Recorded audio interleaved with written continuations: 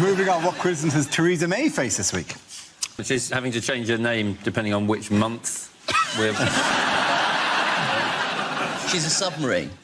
Yes, why is she submarine? That was her nickname, apparently, the unkind nickname they gave her, because she sort of has a tendency to sort of disappear under the water when difficult issues come up. It's sort of a kind of a cool nickname as well, though, isn't it? It's kind of like, they chose a nickname for me. It's really like the nickname you'd pick for yourself. The guy with the submarine, ping! And he's disappearing on the table. Like. The joke about submarines is never that they disappear all the time, is it's that they're full of semen, isn't it? It's such a weird... What? Is it? It's not. Don't broadcast, please. We all saw that one and didn't go for it. And he, the classiest one among us, went for that joke, all right? I appeal to your better... Man in the editing suite, I appeal to your better angel. Submarines don't disappear, do they? That's not what you associate with submarines, well, I think they don't, yeah. They pop up eventually, you know where they are, right? That's the point of a... Yes, and they're heavily armed and they pop up unexpectedly. If it was the case that they were having meetings and then unexpectedly she'd like, hello! Underneath the desk. Hello! I'm doing that! Oh! Run silent, run deep. And then she goes back under the desk again. Also, nicknames don't always have to be accurate. When I was at school, my nickname was NK47, and my first email address was thechocolatebombshell@hotmail.com. So, still active. You absolutely... You are such a loser. Hotmail. All right, Mr. Ask Jeeves. Why is Sam Allardyce England's greatest manager? He managed England for one match and he won it. So he's the only England manager who's ever had a 100% record. 100% win record. He will be fondly remembered. Yes, as we all know, Sam Allardyce departed his job after 100% record on Tuesday, leaving the FA with mutual consent after an event. What was the event? Has he gone to the event dressed as you, Dara? That's not meant in a nice way. On the one hand, I feel that's very unfair to pick on somebody for having a dark jacket and a white shirt, but the shit I got last time for having a waistcoat, have at him. This photo of Allardyce was taken by the Telegraph's undercover journalists. Could you not have gotten a better photograph of him? That one's very grainy. That is him at the table. He's got a pint of wine. Everyone loves the idea that he went, yeah, I'll have a pint of... just a pint of wine. Not too much, because I don't want to speak out of turn, and perhaps for these words to be used against me at some later stage. But all I ask is that you bring me to a restaurant where I can drink a pint of wine and eat the largest Malteser in the world. Just leave it slightly out of reach during the meal. But I want a Malteser as big as my head. And I'm going to finish the meal with that. England now need a manager that's going to stay, don't they? Because we've been through a few, haven't we, over the years? We need somebody with staying power and who's popular. So it is time for Jeremy Corbyn to become the England manager, don't you think? Bring the game back to its roots. Let the members vote. That's the Corbyn way. 11 left-wingers. The world's worst formation.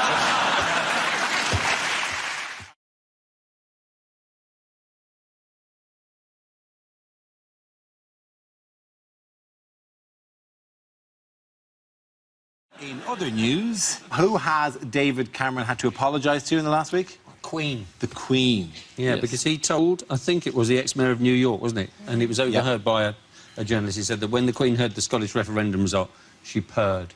Which apparently she does. Yeah. What he didn't say is that when she doesn't like something, she goes, bah!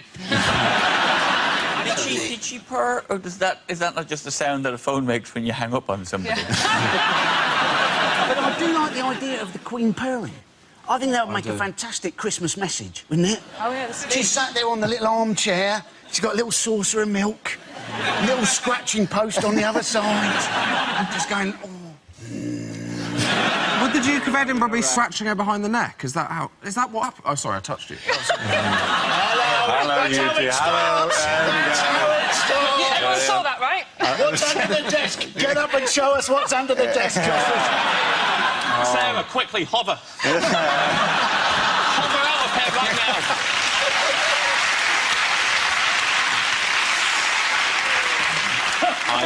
I tell you what, that is the furthest I've ever been with a girl. I mean, I get on one level, yes, she's like a cat. We feed her, and she treats us with a fair amount of contempt. I'm disappointed that in the most candid revelation of what she's like on the phone, it was just a bit of a purr. That he didn't say, and I told her, it's OK, Scotland decided to stay, and she said, oh, get in, you fucking beauty.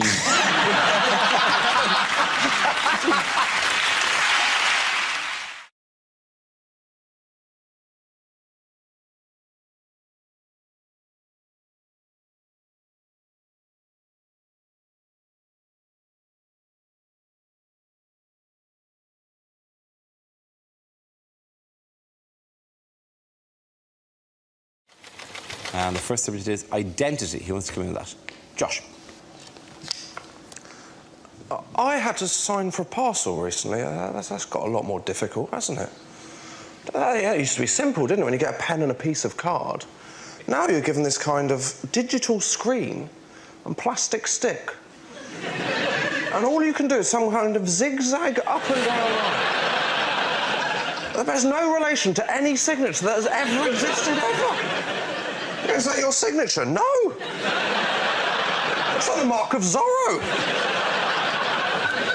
Is anyone checking this at the post office going, I've got bad news? Zorro is back. And he's signing for every parcel in the United Kingdom. I struggle filling in these forms. I filled in the census last year. My favourite question was on the final page. The question said, please fill in the details of anyone that doesn't live with you but stayed over on the night of March the 23rd. That's going to be very awkward if you've just had a one-night stand, isn't it? Just good morning, a few questions. What is your occupation? What do I know? Well, I'm telling the government, actually, yeah? It's not the kind of thing you just drop in, just go, morning, do you take sugar in your tea? Also, would you describe yourself as Caucasian? Thank you very much, Josh.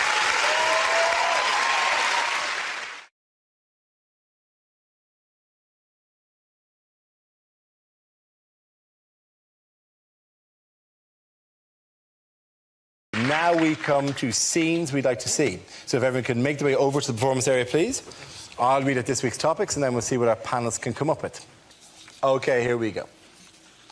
The first subject is unlikely things to hear in a police station. Here, Sarge, the microwave's broken again. Taser that meat pie for me, will you?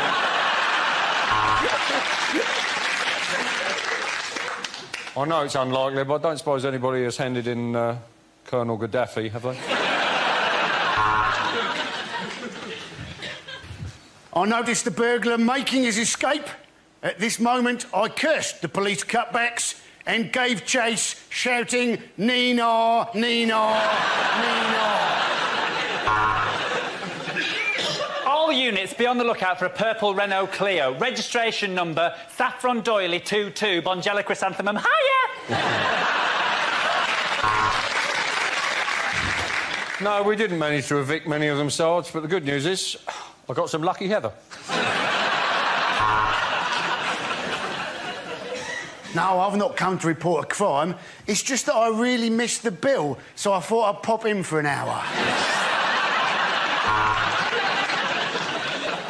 Here, Sarge, pass us the art section out the Guardian, will you, mate?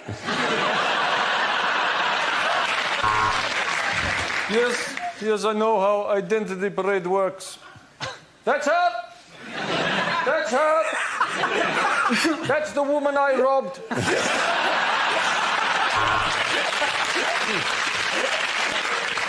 Right, listen up. We've got a new man starting. He's half man, half horse. It's Inspector Morse.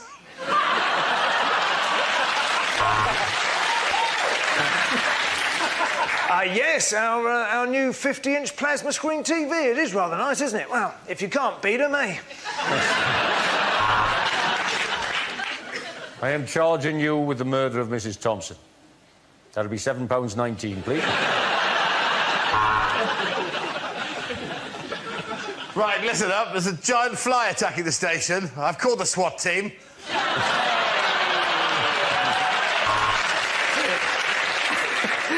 Thank God you've arrived, officer.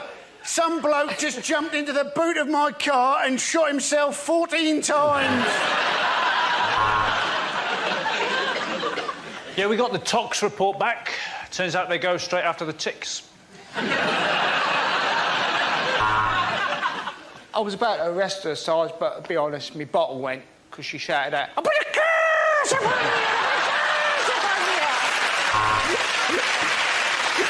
Okay.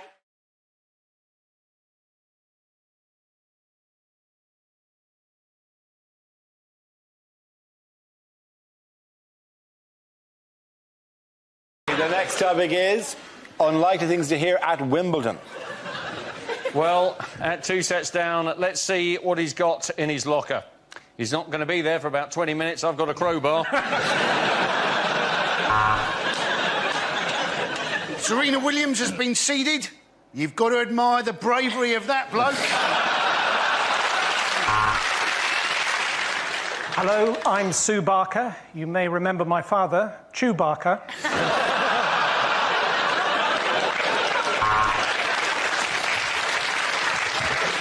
Well, they say that the All England Club is a bit behind the times, and that's why this small boy has just had his hand chopped off for stealing a strawberry.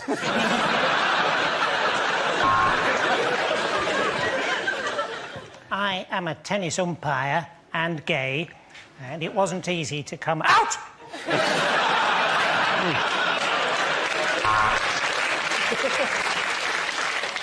What a fantastic slice, but I do think the All England Club will insist she wears knickers again next year.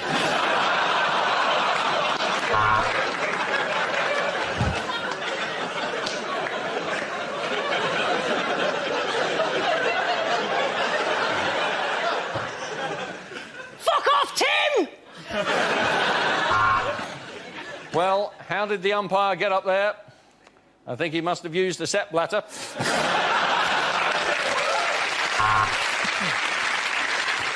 Of course, this year the British players play a lot better. If we look at this graph, we see huge biceps and an angry... Sorry, Steffi, wrong graph.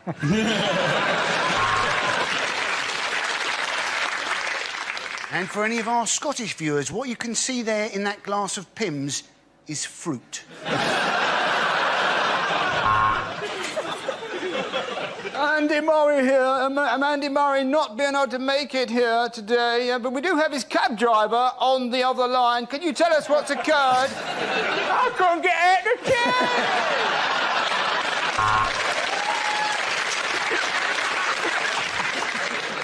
And the mound has taken a real pounding in the last fortnight.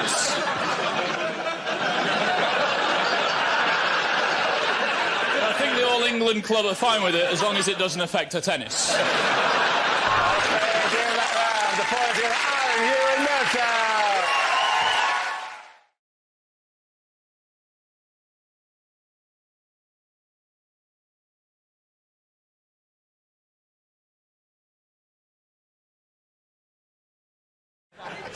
OK, which British sportsman will be looking for a new job soon?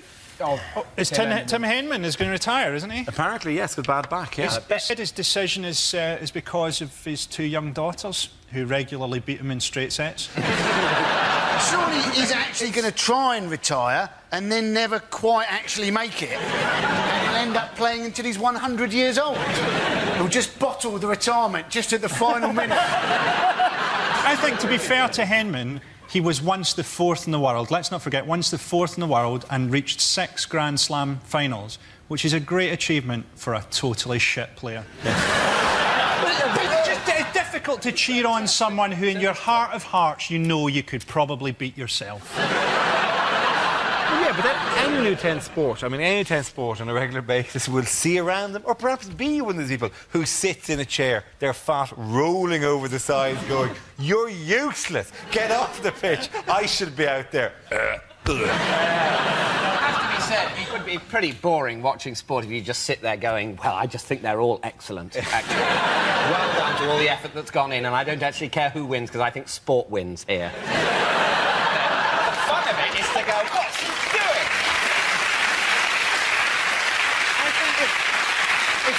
If Tim Henman had won Wimbledon, it would have been so weird, it would have actually torn a hole in our reality. Oh, Henman England's won, and here to present the trophy is Winston Churchill with the head of a bee. Put it this way, the last time a British player won, the Nazis marched into the Rhineland, so, you know... It's not looking good.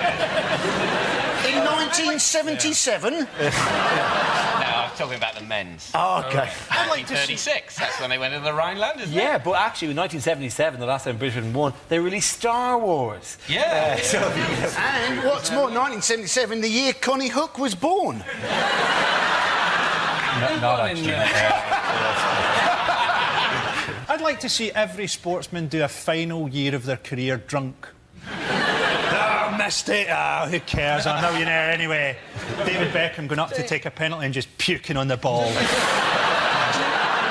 Very good. This will be the point at the end of that round to Frankie, Hugh and Fiona.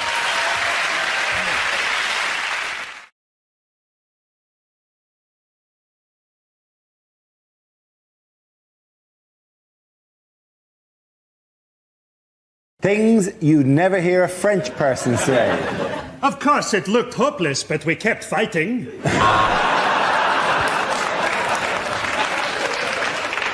I'd like a bottle of Burgundy and a Dairy Lee Dunker, please.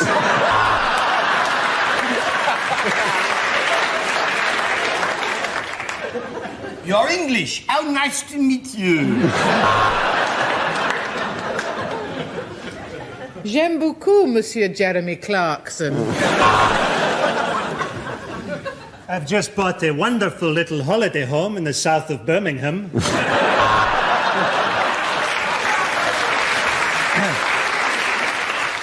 My favourite road? Well, that's got to be the A303. At night, in many ways, it's quicker than the M4 and you get to go past Stonehenge. If you're going London to the West Country, it's A303 for me every time. What a road. What a road. And we throw that part of the animal away.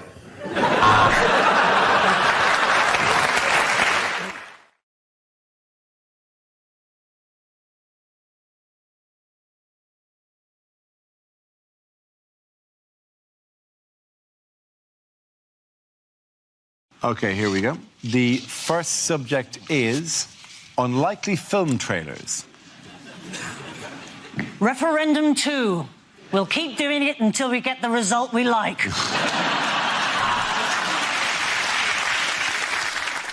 From the director of Batman vs Superman, a heartfelt letter of apology for wasting our time.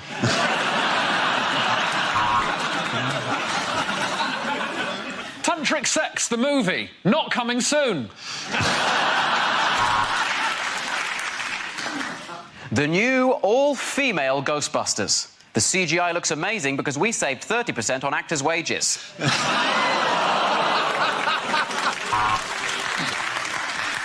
Sepp Blatter and Donald Trump star in Despicable. Me too.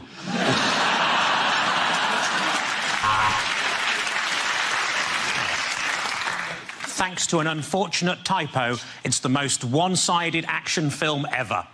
Allen versus Predator.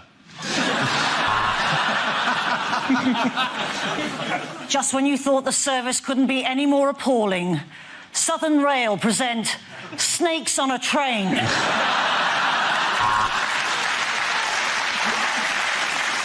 The Avengers go to prison. They should have asked the age of Ultron.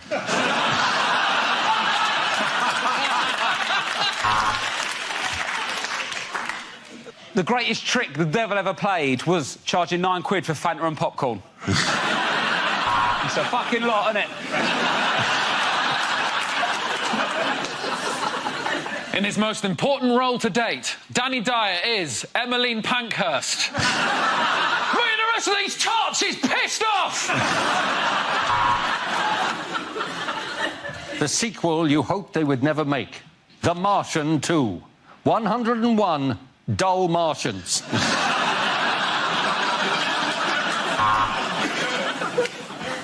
One man stands alone. It's Labour, the film.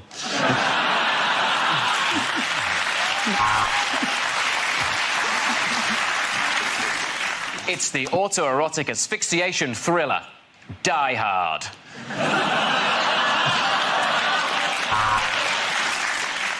50 Shades of Grey.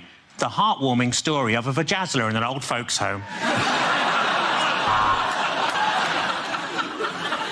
In a land where nothing costs more than a pound. It's Poundland.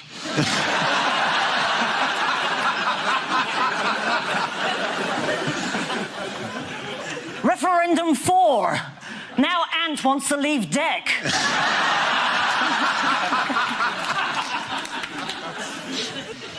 Michael Gove is David Cameron's best buddy in Quentin Tarantino's The Hateful Mate.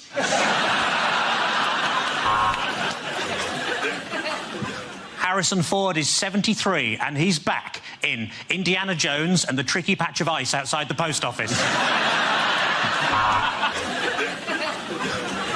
In a world where they only sell PCs. It's PC world.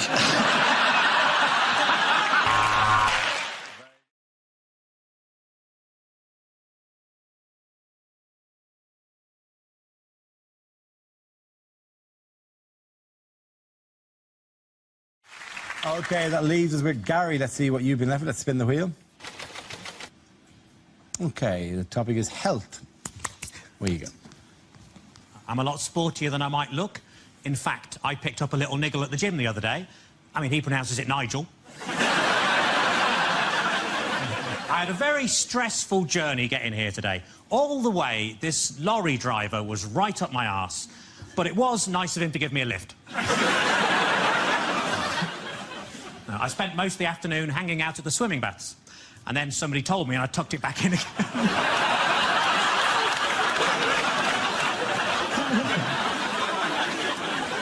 I put on a lot of weight recently, so I rang up Weight Watchers. I said, it's an emergency. Can you send somebody round? And they said, yes, we can. We got loads of those. My grief counsellor died recently, but luckily he was so good I didn't give a shit.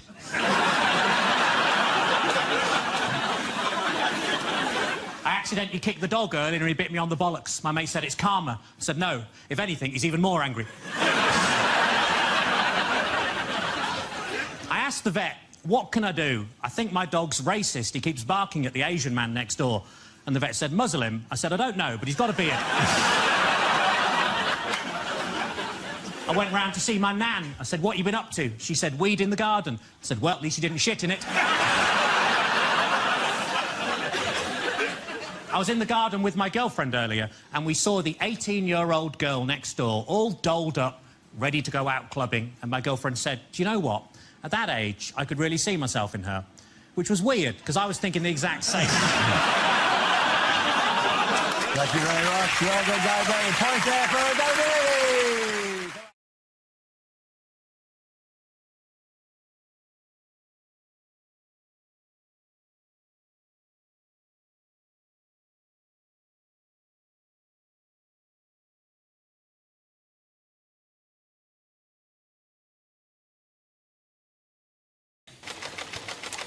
The subject is health. Who wants to come in on that? Right, health. I actually don't have that good a relationship with my GP. For one reason and one reason only. Up until the age of 17, my GP had me on their records as a woman. But yet, they had me on their records as Miss N. Caton. And then one day, they sent me a letter in the post addressed to Mr. N. Caton. Now, because I'm 17, I don't really pay attention to the detail. I open the letter, and the letter says, Dear Miss N. Caton, your doctor surgery would like to invite you to attend a cervical screening next Monday at 9. Now, this is where I messed up. See, at 17, I knew what cervical was. That's obvious, right? But what I didn't know was that there's more than one meaning for the word screening.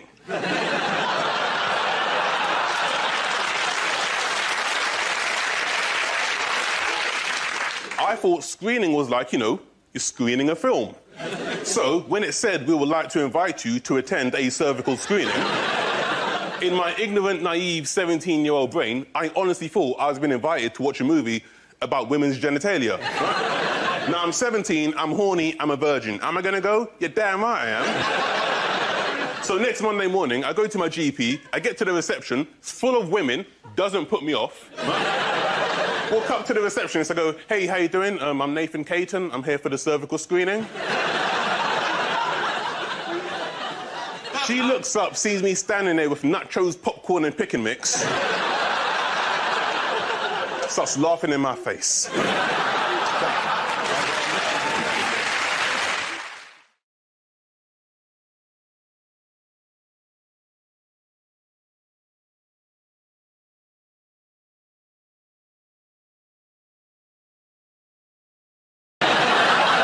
Other news, why was a Preston to London megabus stopped by the police on the motorway this week? Just the usual reasons.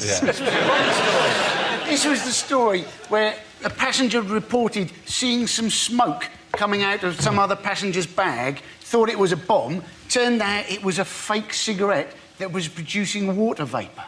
Now, let's face it, if you've been pulled over, loads of police have arrived, you've got guns in your face, you're being accused of being a terrorist.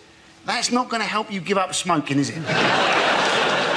They shut the M6, 17 police cars and riot vans, 13 fire engines, 4 ambulances and an army bomb disposal truck attended the incident. They walked the people off with their heads in their hands. It was like, you know, and made them sit in the middle of the road. Those people on the Megabus, that's not the first bad trip they've been on. When they were sat on the side of the road, you could see some of them going, this is the most luxurious part of the journey so far.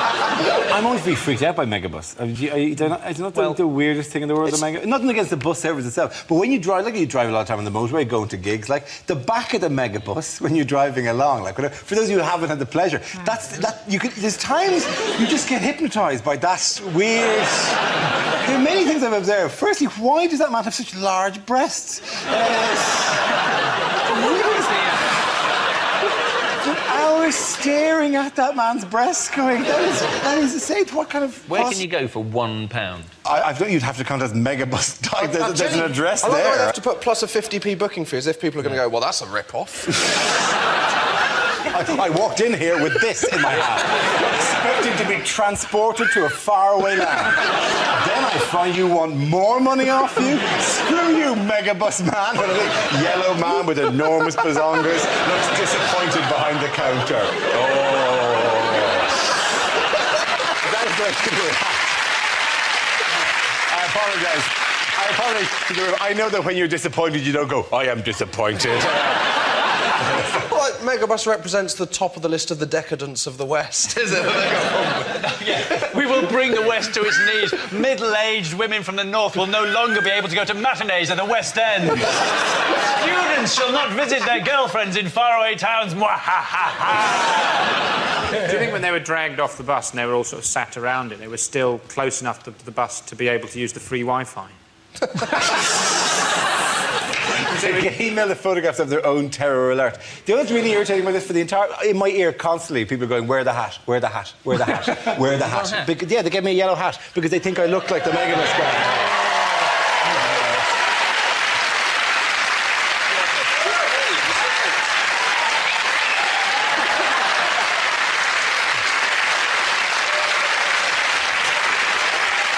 That means that man looks like a penis sausage. They should call it penissausage.com. Oh, something else is already called. You're just bringing this up to try and make everybody forget that you look like a penis sausage. That's exactly what's going on here. You just look like a penis sausage in a yellow hat. Oh, no!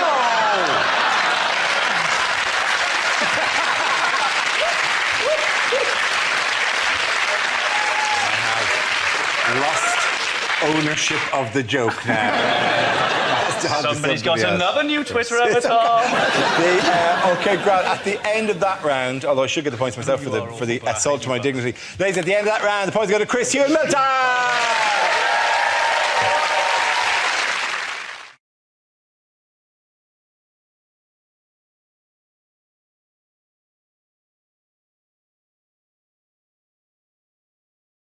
Next round of call is This Is the Answer. What is the question? On the board are 6 categories. Dane, which category would you like? I'll take sport, please. Sport, OK. Yes. Your category is sport. The answer is 24. What is the question? What's my age when it comes to young person's rail cards forever?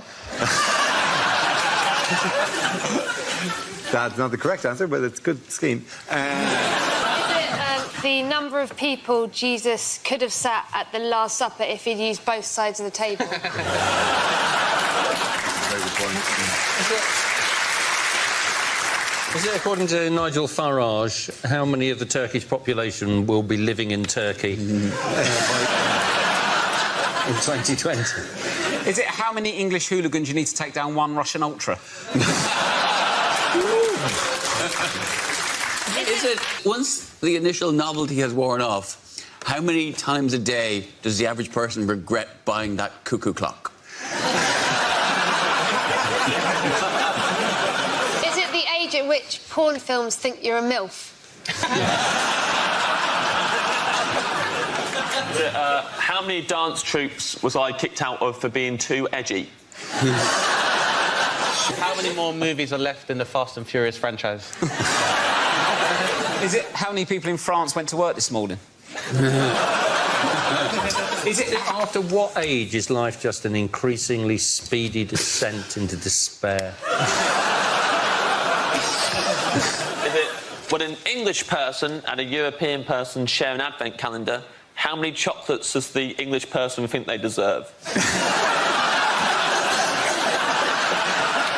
Is it, on average, how many hours sleep do you get every night when you're dead? It's surprisingly nice. not that. No, it's not that. No, This one's about football, isn't it? Is it how many teams are in the Euros? Yes, it yes, is. please. Well done.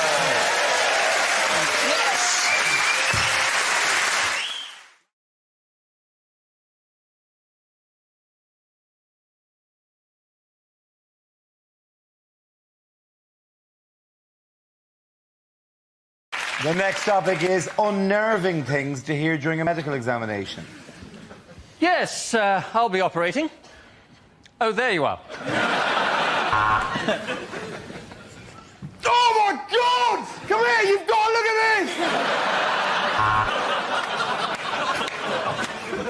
this! That's your smear test done, and I do have some bad news. I'm the janitor.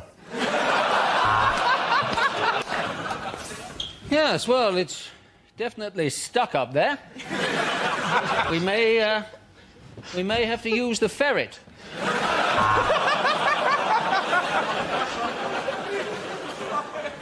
So if you'd like to just pop your clothes over there, next to mine.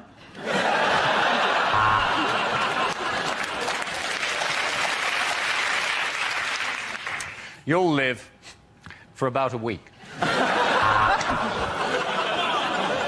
Well, there's good news and bad news. But don't worry, I can give the good news to your widow.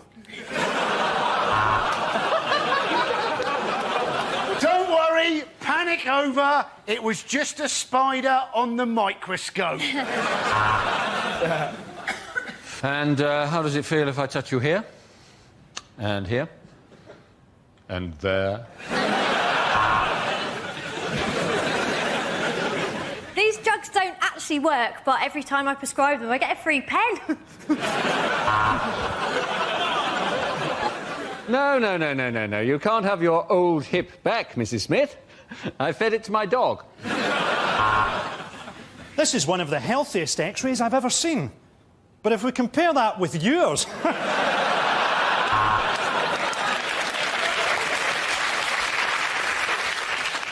Right, I thought for a change, I could cough and you could hold my balls.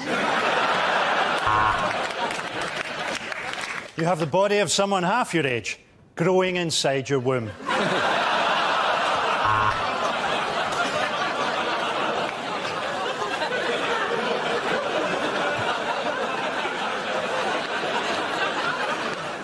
Well, there's good news. You've had a baby. And the bad news, it's blown your cock off. OK, let's leave it there, ladies and gentlemen. We're going to give the point to Frankie, you and Michael.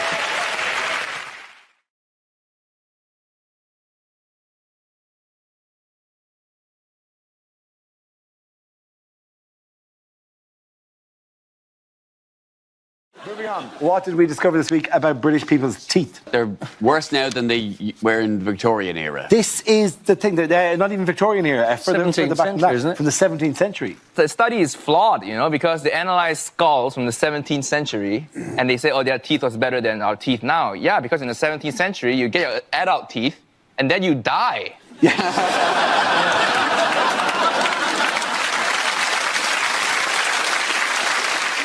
In America, everyone's got the same teeth. Particularly in Hollywood, everyone's got the exact same perfect white smile, you know. Like if there was a fire at the Oscars and they had to identify everybody by their teeth.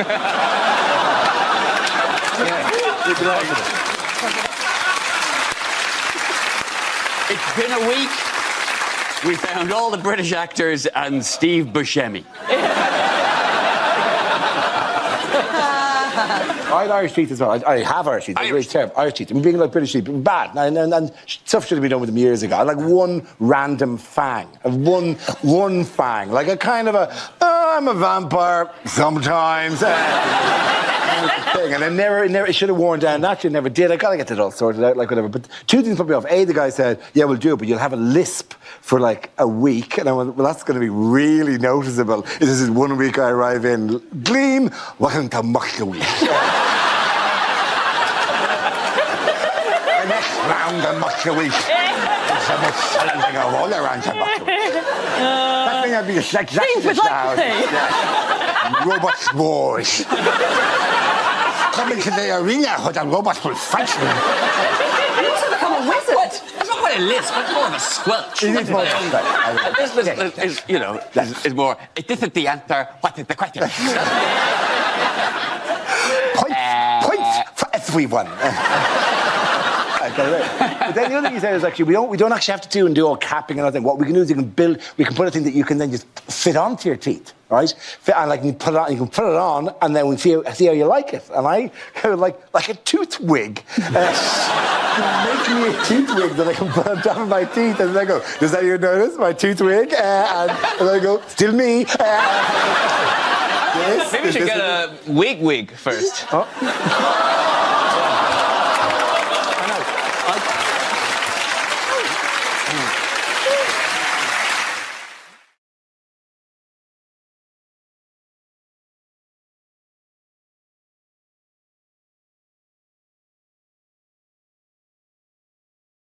Now we come to our final quickfire round called Scenes We'd Like to See. This is for everyone, so if you can make your way to the performance area, please. I caught ideas for scenarios we'd love to see, and the performers come in with their suggestions. OK, here we go. The first subject is bad things to hear at the psychiatrist. I don't want you to think of me as a psychiatrist. I want you to think of me as a mental patient who killed the psychiatrist before you got here. You think you are a potato? On the couch, please. Welcome to your first session of Freudian analysis. What seems to be the penis? Well, you say that you're paranoid, but I have a report here that says you looked very relaxed in the bath this morning. Oh, yes. I can see why you fancy your mother. She's something of a fox. You've been coming here for 6 months to talk about your trust issues. Well, we've been filming you for Britain's nuttiest bastards. Yes, I think your parents caused you problems from a very early age, Clitorina.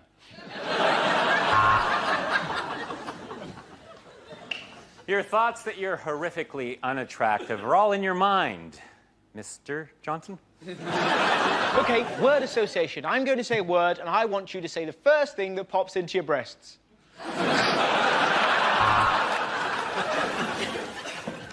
Wow, that's really interesting. Do you mind if I use some of this stuff as lyrics from my band? You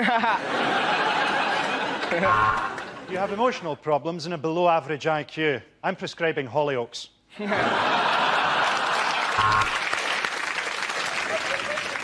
Oh, that's a classic dream. It means you're a paedophile. I want you to go to your happy place. Judging by the size of you, that's probably Greg's.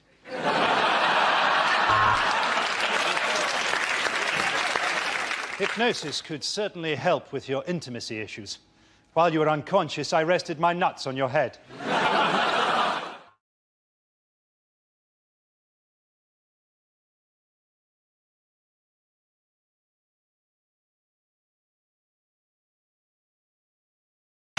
We start with a round called, if this is the answer, what is the question? On the board are 6 categories. Sarah, which category would you like? I will have world news, please. OK, world news it is. The answer is 1.6 billion. What is the question? Is it how many immigrants are so lazy they haven't even bothered to come over here?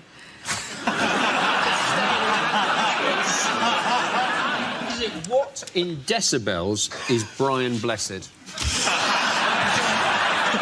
Is it when they go back to us, how many drachma will there be to the euro? For about a week or so. How many Scottish people now say they voted yes in the referendum? Is it what was the crucial missing ingredient from England's bid for the 2022 World Cup?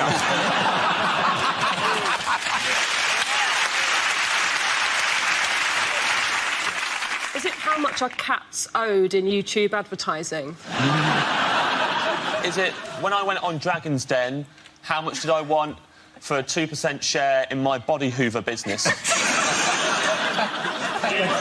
James, talk numbers. How many? What's your turnover?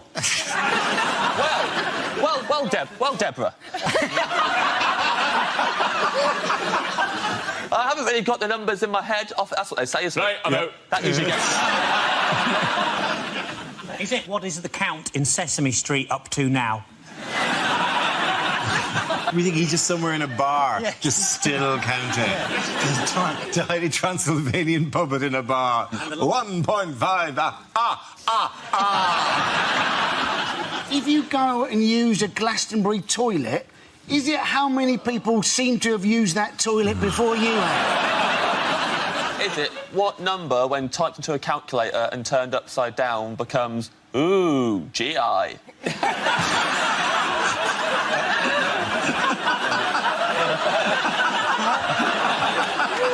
Is it, after you've popped, how many Pringles can you eat before you must stop? Is it, since I started this sentence, how much further has Greece got into debt? It's to do with Greece, clearly, yes, we're all dancing around. What is 1.6 billion? This is the amount in euros that Greece are supposed to pay back to the IMF by the 30th of June. You're absolutely right. Thank you very much, Sarah Pascoe. Well done. Yes. The question I was looking for was how much money in euros does Greece need to repay to the International Monetary Fund by the 30th of June? That's next Tuesday, or risk crashing out of the Eurozone. But it's a loan, isn't it? What they've got is a loan. I think it might solve itself. Are we certain they haven't got PPI? Wouldn't that be great? Just on the day before they have to pay back, Alexander Tsipras, the Greek Prime Minister, gets a phone call saying, "We have been trying to contact you." That's the Greek PM. Well, he seems thrilled with that particular development. He looks so coy. He literally looks like that is the face that people do when you go up to him and go, "Where's my money?" He's like, "Money?" There's lots of ways of raising money, though, aren't there? I would have thought. They've got lots of stuff. Yeah. They could have a big episode of the Antiques Roadshow. They'd raise quite a lot of that. They could use plastic plates at weddings. That'd save a lot of money. And then if they fail, what's the term called for what will happen to them? Grexit. Grexit. Oh, yeah. I like that. It's a great term, isn't it? I don't like it being shortened, because I like it when the papers call it a messy Greek exit, because that sounds like a pornography description. I like when they say the Greeks have been warned of Grexit. Like, you know, Grexit is this thing which is going to emerge from the sea in a kind of with his eyes so red and a scary nose and a horrible water and horrible toes. The Grexit. Brexit, sure. It just also sounds like the door on the way out of a Greggs, doesn't it? That's what confuses me about it. Don't they have that above the door in Greggs? If you eat yourself to death on pasties, that's a Grexit, I think. This, by the way, is not Greggs in Athens. This is people going, my money, please. I've seen queues like that in Leicester Square on a Saturday night. Not into a bank, presumably. I've seen long queues at cash machines just on busy nights. They might be queuing many times for a bed and a It means bath. nothing. You're playing into the hands of the European Commission and their misinformation. Shit, I don't know what happened there. Yeah. You're telling me that essentially all these people are on a night out and they just want a few quid. Maybe.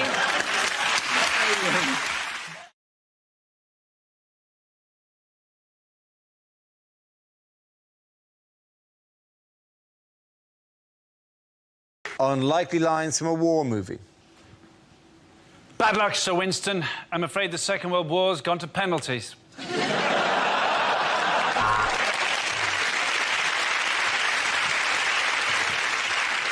I'm going to go and rescue a horse that's trapped in the wire. You put the potatoes on.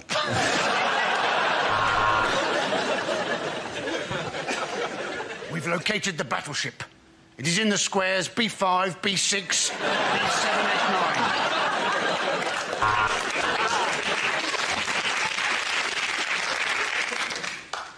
I was sent upriver in Vietnam, tasked with killing a renegade colonel. That was one hell of a gap year.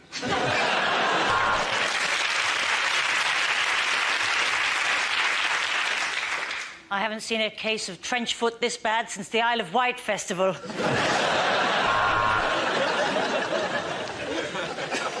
It is better to die on your feet than live on your knees. Anyway, enough about that Theresa video.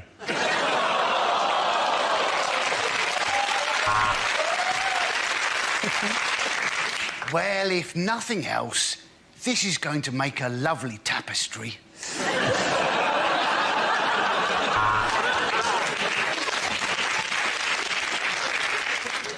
We're at 5,000 fathoms.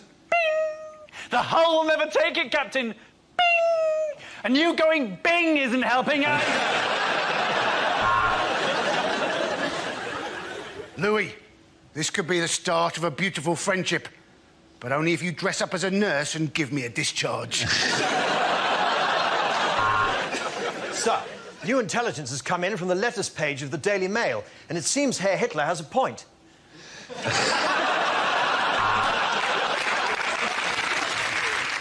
I can't stand the sound of the guns.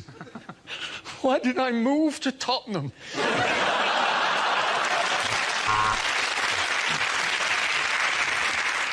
In the Marines, our motto is, no one gets left behind.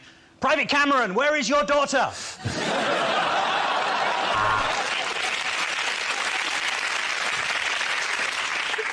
We make an amphibious landing here. We scale the cliff, avoid the sweeper, bounce on the big balls, and I'll meet you in the wipeout zone.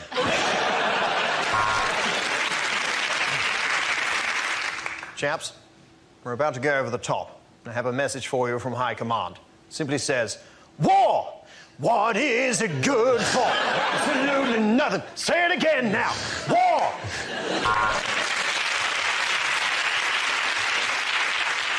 Don't put your stuff in that one. It's got a really catchy edge on it. I call it the hurt locker. Medic! Medic! Medic! I'll tell you what the problem is. I've been shot in my dick. OK, and the boys there with us, Chris, Hugh and Gary.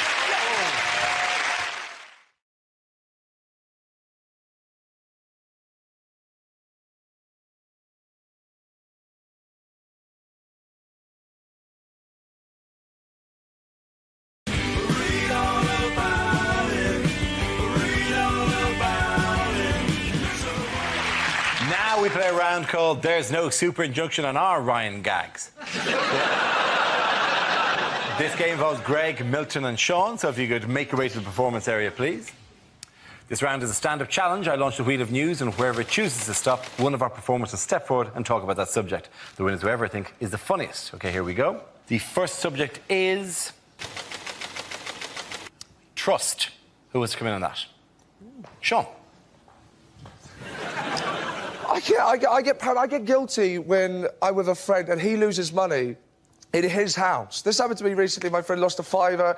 I thought, does he think I've taken his £5? Is this what's happening? He thinks I've taken... I want to say I haven't taken his £5, but I don't want him to think that I'm guilty. And then I start thinking, hang on, have I taken his £5? Maybe I've taken his £5.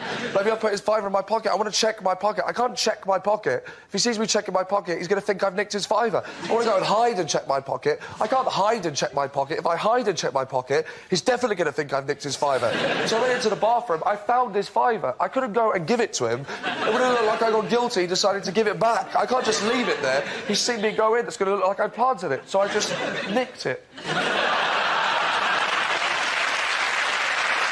good job. OK, let's spin the wheel again. Subject is family. Who wants to come in on that? Greg. All of my family are obsessed by the ageing process. Every single generation of us are obsessed by it at the moment. I'll just share this with you before I talk about other family members, just so I can get it off my chest. I was visiting my parents last week, and an old family friend came up to us in the street and said to my mum, "Hello, Pauline, how are you?" She said, "I'm all right, thanks, Kath, how are you?" And then she looked up at me and she said, "Hello, Bob, how are you?" Bob is my dad. He is 75 years of age. All of us are obsessed with it. All of us are obsessed with ageing in our family. Even my nan. My nan is doing her best to hold off the years. She puts a pound of face cream on every single morning, you know, and there's not a face cream on the market that works, ladies and gentlemen. I know that because of my nan, because she's a lovely woman, but she's religiously applied this stuff, and with the best will in the world, her face is ruined. I said to her, "You've spent all that time and all that money, Gran, and your face is no better than Grandad's." And he's dead. He died in the war. He got shot in the face. With a cannon.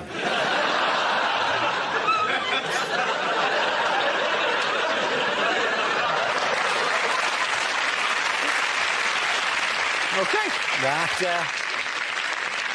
That leaves you with Milton. Let's see what you've been at. Let's spin the wheel. And the subject is travel.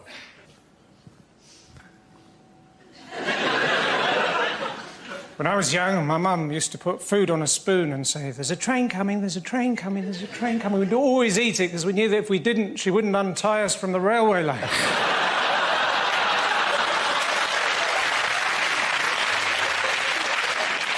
I tried to get here by train today. They said, "Today there's a bus replacement service." So I gave them a tin of pineapple chunks. I said, "What's that?" I said, "That's my money replacement service."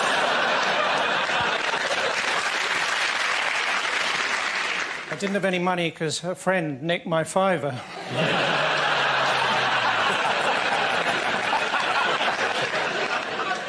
Thanks, that doesn't normally work.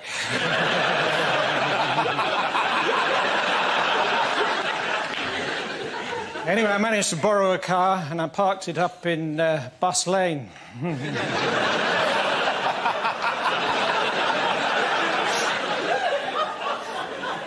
Last year I went on a ballooning holiday, put on 4 stone.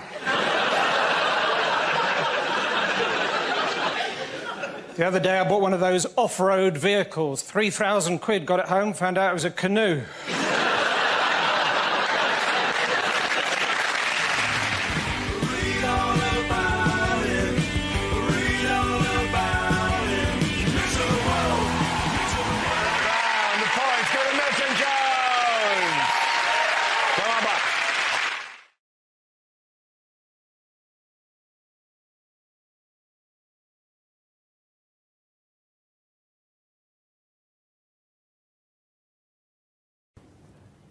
The most important thing to remember about crime is that any law only makes sense in context. Look at sport. Punching someone repeatedly in the face is lauded in boxing, but is seriously frowned upon in table tennis. Similarly, if you come out of your corner in a boxing round bouncing a little ball on a bat, it's going to be literally seconds before you're staring at some lights. Furthermore, Moses. Now, there's a man who'd be on pretty much anyone's list of top 5 Jews. But think about it. When he led the children out of Israel, he was technically guilty of 3,000 counts of abducting a minor, bush arson, trespassing and abducting the sea. And yet he walks free today. There really is no justice. Well done, John. Very good. Sit down. OK, the subject is alternative energy sources. Who's going to come in? John. Despite what the government say, we do not need nuclear power in Britain. There are many great new alternative energies out there. Much of the Middle East is currently able to harness the power generated by hating America. Every flag burnt there is now hooked up to an enormous generator which can power a fridge in Tehran for a week. And this is renewable energy, because America have pledged under Kyoto to produce a new flag for everyone burnt. So, in winding the entire planet up, they are in fact pioneers in easing our reliance on fossil fuels. And we've got to do something. Britain is now so terrified of any rise in petrol prices that people in Britain have been seen at recent oil slicks wedging seagulls directly into their petrol tanks, screaming, "I've got to get to work! Keep still and tuck your wings in!" Well done, John. Please, sit down. On that. John. I, like most people, simply cannot understand why recycling my old tin cans has not sorted everything out. I want a proper explanation. At the very least, I want all my old tin cans back. What are they doing with my cans? We in the West are responsible for this. We consume far too much in the West, but if you want to talk about overconsumption, how about books? Millions of books are printed every year and most of them go completely unread. If we really want to save the planet, we need to return to the art of verbal storytelling. If an author has something that they want to say, they need to jump onto a horse, ride to the nearest village and start shouting. Let's see if Dan Brown has quite so much to say after that. Is it how many people actually care about the environment? I mean, actually, genuinely care. Don't say they care, but actually care about it. At a gut level. Well, let's face it, we all have far bigger and more tropical fish to fry. Greenpeace constantly thump on about how we must save this planet for our children, our children's children, and our children's children's children. But hold on, what if they don't have any children? They might not want children. Let's not spend what is quite a lot of money on hypothetical children. Yeah. Also, I know kids, they like bikes. They like shiny red bikes. I promise you, you show a kid a clean rural stream and a shiny bike, and I'll show you a kid sitting on a bike whilst pissing in a stream. Are they not the future? So, you spray on. Where did all these flags come from? It's Beirut. You can't buy a loaf of bread, but you can get 200 Danish flags to burn. What's that? You realise that most hysterical people now have got filing cabinets filled with all flags from all nations of the world, ready soaked in paraffin, just waiting for someone to say something unpleasant. Or what's that, Luxembourg? Oh, that's an offhand comment about Islam, isn't it? How do you like this? Any more for any more? I will take all of you down, Portugal. You're here somewhere. Do you know what's very strange is that 27 years ago when I was at university, I studied Muslim law. I was one of the first people to study Muslim law in this country. And I'm also Danish, and I have never been so popular with the newspapers. They go, where can we find a Dane who knows about Muslim law? Wait a second. Whoever thought those two things in my life would suddenly come together? That is the weirdest Venn diagram in the world. It is, right? Set of all the people who are Danish, set of all the people, and then just you in the middle. That's it. I'm it. I'm the one. Yes, yeah. In the shaded area. Yes. It's just... The Danish paper said that all they were trying to do was test extremist Muslims. You think, oh, well done, that was a fantastic idea. That goes right down with the whole kind of whether a bull can pass the whole red rag test as it's waggled in front of its face, or testing how hot a fire is by shoving your hand into it and go, oh, it is hot, I have burnt my hand, I thought I would, but it's nice to know that, it's nice to be sure. I'll check again. Still hot. Yeah, still hot. In these volatile times, ow again. Bob's owl fight aftermath. He didn't stand a chance. The owl constantly had the high ground and kept swooping and swooping. And he tried to fend him off with, like, a rolled-up leaflet about something good, but he just kept going. It attached itself to its head, and he can't be seen to hurt a living thing. He's a kind man, but eventually he just had to kill it with a brick. His tactics were always bad in that he actually tried to sneak up on the owl, but then the head spun all the way around. And the owl said, gotcha. Oh! Don't ever try that, because they know exactly what you're doing. Great fighters, the owls. Who would win in a fight between an owl and a tiger? An owl. An owl. An owl. An owl has the high ground, Linda. The tiger, it's just going to come down. Exactly. The owl would basically adopt Muhammad Ali's rope-a-dope. It would make the tiger just swing itself out and then just go in and peck it. I think, hand on heart, we all know this is not making the edit. Our first topic is sport. Who wants to come in on that? John. So the hunt for the New England manager is now on, but the most exciting thing about this is it's actually going to be a hunt. The FA have bought a pack of hounds. They've given them a sniff of Alf Ramsey's old hat, and they were last seen marauding across the English countryside, tooting on their horns. Sport is now the only way to guarantee improvements in a country's transport infrastructure. Again, look at the Olympics. We're going to get this Olympic javelin train, which will go from King's Cross to the Games in just 7 minutes. But once again, the most exciting thing about this is it's actually going to be a javelin. You're going to have to get on board it, like a witch would get on a broomstick, and then Steve Backley is going to throw everyone just short of their destination. Very good, John.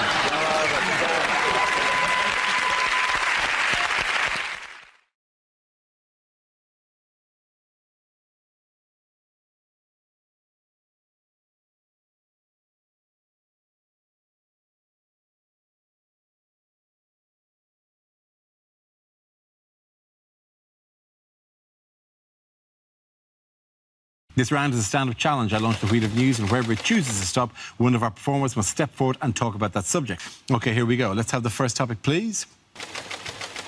The first subject is politics. Who shall come in on politics? Louisa. So you guys are all worried about your prime ministers and that kind of stuff. I'd say calm down. Because I'm from South Africa, and the guy who's the head of state now was facing 763 charges before he became the president. That's a lot of crime. You have to break the law every day for 2 years. Because you guys are, I mean, we had a great president, our first democratically elected president, President Nelson Mandela. And I had the opportunity to meet Nelson Mandela. He came up to me. I was a young lad. I think I was about 12 and stuff. And he came up to me and said, young man, would you like me to tell you a joke? I said, yeah, go ahead. It's your country. Knock, knock. I said, who's there? Who else speaks like this? Thank you. Thank you very much, Louisa. That leaves us with Milton. Let's see what you've been got. Let's spin the wheel. And it's jobs. Milton. Have you noticed that if you Google the phrase lost medieval servant boy, it says this page cannot be found?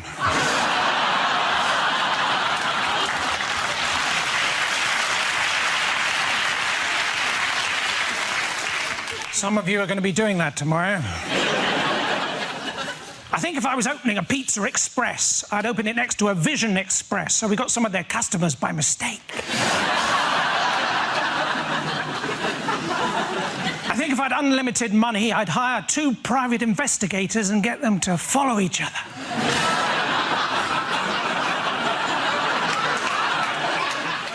Do you ever get that thing where you think someone's probably definitely wearing a wig, and you think to yourself, I'm sorry, Your Honour. I'm a bit of a lazy writer, according to my children, QWERTY and F12.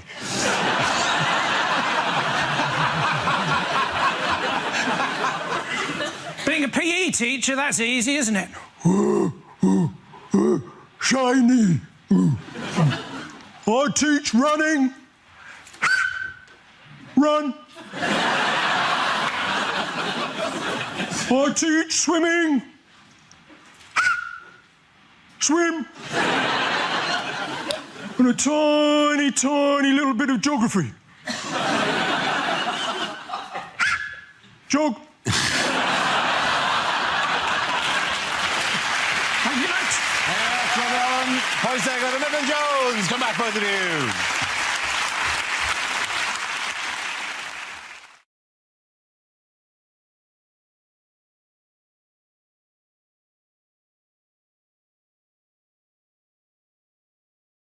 Lines you wouldn't hear in a costume drama.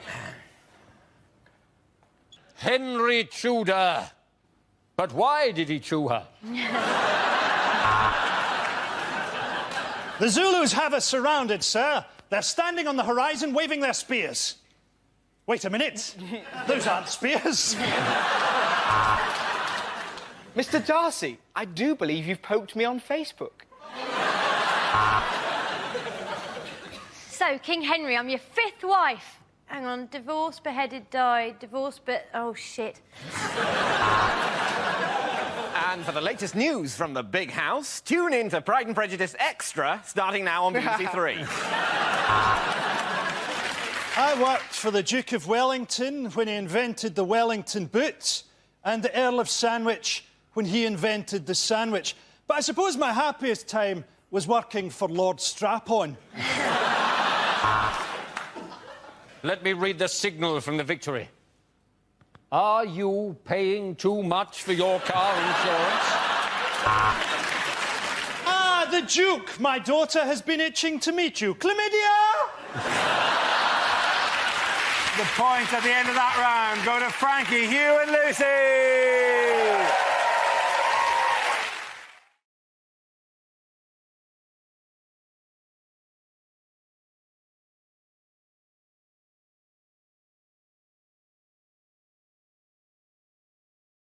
How is an Italian neuroscientist hoping to make medical history? This is brilliant. This is an amazing. absolutely fantastic This is story. amazing. He is planning to give someone a head transplant, or to take someone's head off and transplant it onto another body. It's a bit ridiculous, though, isn't it? Like, how in demand are heads? Like, who's at home going, finally, I can get an head now, all these years? No, I think you mix up a head transplant and a body transplant. No one is going, if only my body had the head it deserved. Yeah. I have a... You are quite ripped, aren't you? Yeah. I reckon he's on the flag. I reckon he's going to get 2 people who are quite similar, get one of them, get rid of the other one, and just do like a little dotted line around the neck. Go, done it, nailed it. You would never, ever want to be a head donor, would you? Because that just sounds like a PC job title for a prostitute, doesn't it? That's basically I don't think, and I know little enough about the sex industry, that they regard it as a donation. I think. But you are giving head. Yes, you are, but there is also... Speak for yourself. But... Yes. I don't know, I can't speak for the sex industry. Maybe they go, the head is free. It's the companionship you're paying for. If you hadn't seen somebody for ages, Yeah. and whenever you had seen them, they'd always been in a wheelchair, and then you suddenly saw them walking along the street, you'd be quite freaked out by that, wouldn't you? Right? But it would not be as freaky as if you thought somebody had died and then you saw them walking along the street with exactly the same tattoos as the person who died. That would freak you right out, wouldn't it? There would be an element of you would want... I don't know if you can request no tattoos, though. You'd wake up and be like, why is that pierced? Hello, I'm not married to Mabel. What the hell is this doing here? This is going to be awkward. I love that your go-to name for a wife was Mabel. Yeah. It's actually Mary. I thought it was too Irish. I thought, I better pick something English. Mabel, that's a standard English Have name. you met my beautiful wife, Mabel? If you put a head on someone else's body, are heads gender-specific? Do they have to go on the same... Oh, that's a very interesting question. Because I was thinking you'd have to find the match, wouldn't you? Sometimes a head is too large for a body. So, for example, if your head was to go on Posh Spice, that would look... That would look ridiculous. She'd be lolling. I don't know which of us it is. Would be lolling ferociously. I would be having some confusing feelings looking at that. I'm kidding, who'd you be blocking out? Who would you be blocking out? Seriously, Josh, be honest with me. Would you be blocking out me or Posh in this situation? Or would it be like those superhero mashup toys? Wait, which Spice Girl would they choose, then? Well, Posh, I think. No, they choose Scary because she's like, you know... I don't think they give you a catalogue of just the Spice Girls. I don't think it's... I totally misunderstood the story. I don't think, I need a new body. Well, these are your 5 exact choices. Oh, that seems unusual. So I could choose one of the All Saints? Presumably, yeah. If you can remember their names. Essentially, that's what the Sugar Babes have been for about 10 years anyway. At the end of the points go to Rob, Ellie and Andy!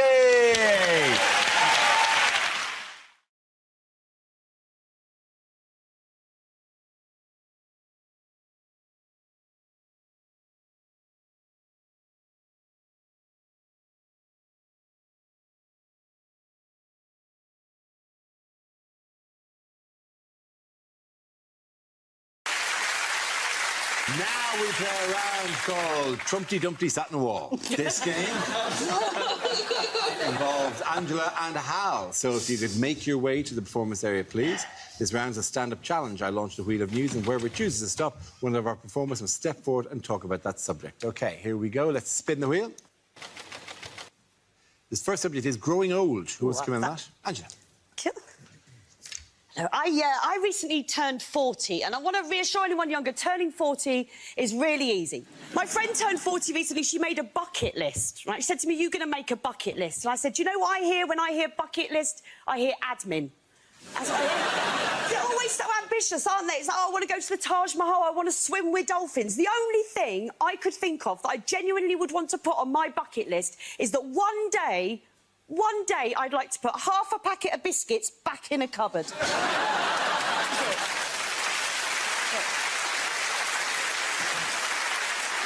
But getting old, growing old in this country looks scary, and it's looking scarier and scarier. You know, by the time I get to old age, there won't be care homes anymore, will there? It'll just be an OAP rescue centre. So it'll be like Battersea Dog Zone. This idealistic young couple will come in, they'll get shown around. This is Maud, she likes knitting, gardening, casual racism. Why don't you take her home? That's what it'll be. So we have to worry about these things. We do, because we're all living longer, aren't we? There's so many 100-year-olds in this country now, the Queen's had to get a Moonpig account to keep up. This is my plan for old age. If I get there, right, if I get to my 80s, I am going to spend every single day doing Class A hardcore drugs. Why wouldn't you? Well, you don't have to get up in the morning, do you? Right? You'll never have trouble finding a vein.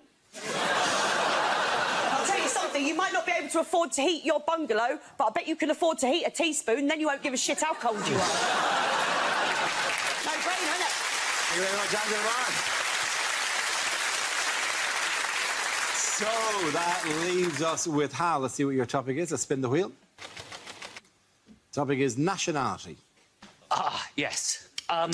Well, I'm English, obviously, which is rubbish, isn't it? No, it is. No one likes us. If you, I follow England at rugby, at football. Everywhere we go, we get booed. Everybody else boos us. My wife, Northern Irish, boos me in bed. Absolutely.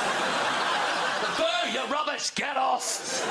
You English are crap! It's not all English people, it's just me.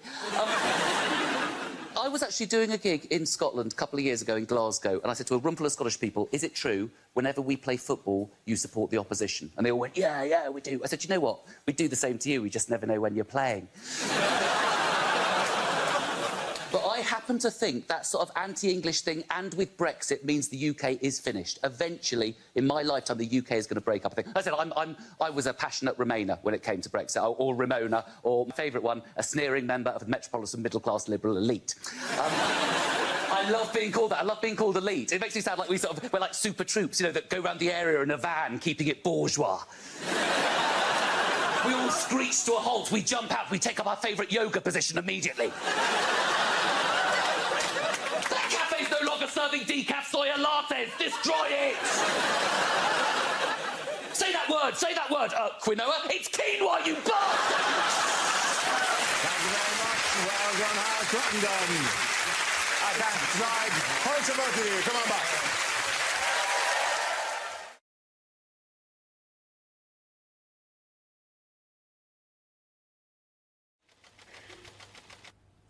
The subject is charity. Who wants to come in on that? Russell. It's, cheer if anyone's ever given clothes to Oxfam. Fair enough. You whooped then. Woo, do we win a prize? No. It's a really odd feeling because you feel quite proud of yourself. Just wonder, where am I going? I'm off to save Africa. That's right. And you wander in, you just plop down your clothes. Always some lovely lady buying it anywhere. And there's a tiny part of you that gets really annoyed. You almost want to go, right! Well, we'll do that again, shall we? And this time you're going to act like you give a shit. It sounds bad, but there's a tiny part of you that wants her to go, Sire, he brings goods! The chosen one has arrived! As you fling pants at orphans. Yippee, hurrah! Will you ever be back in time, you needy tinkers, banana brats? Russell Howard.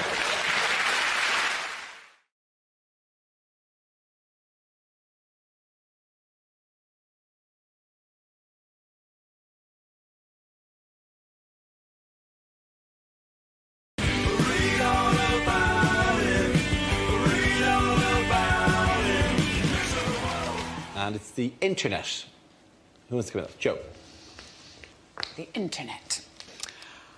You know when you buy things on Amazon and they have recommendations? You know, like the person who purchased this also purchased this. I was thinking I would like to hack into Amazon and put up my own recommendations.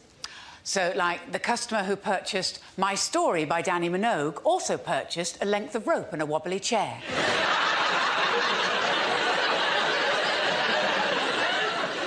Customers who bought the book Fabulous Photos of Puppies and Kittens also bought Why Men Leave. And customers who bought 50 Shades of Grey also bought a great big cucumber. Internet crime is apparently on the rise because of the recession, because we're all short of money. Like, in my family, like, my granddad has to go into a home, and these places are very expensive, but we found somewhere, and it's really nice, because he's got his own sort of kitchenette, he's got his own shower stall, there's an outside space with plants and shrubs and stuff. Best thing is, it's completely free. We've left him in home base.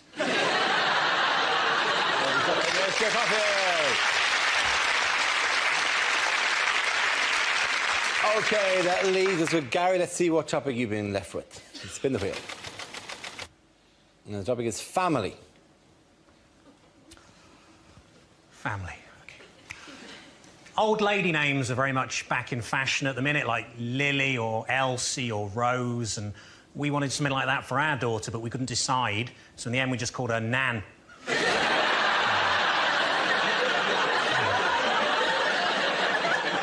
I told her she'll grow into it. I remember one time my uncle asked me to spell Schadenfreude and I couldn't, but he's dead now and I'm not, so I win.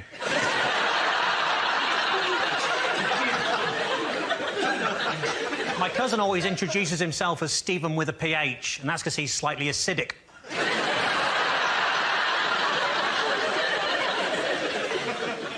My married friends would always tell me there's someone out there for everyone, and I'd think, wow, she must be a right slag. Knock, knock, who's there? Grandad. Shit, stop the funeral.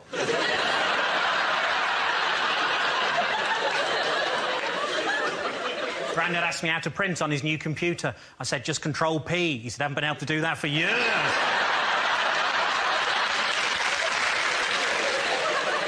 As a child, I was always told that if I touched myself down there, God was watching. But it turned out it was just Uncle Peter. Thank you.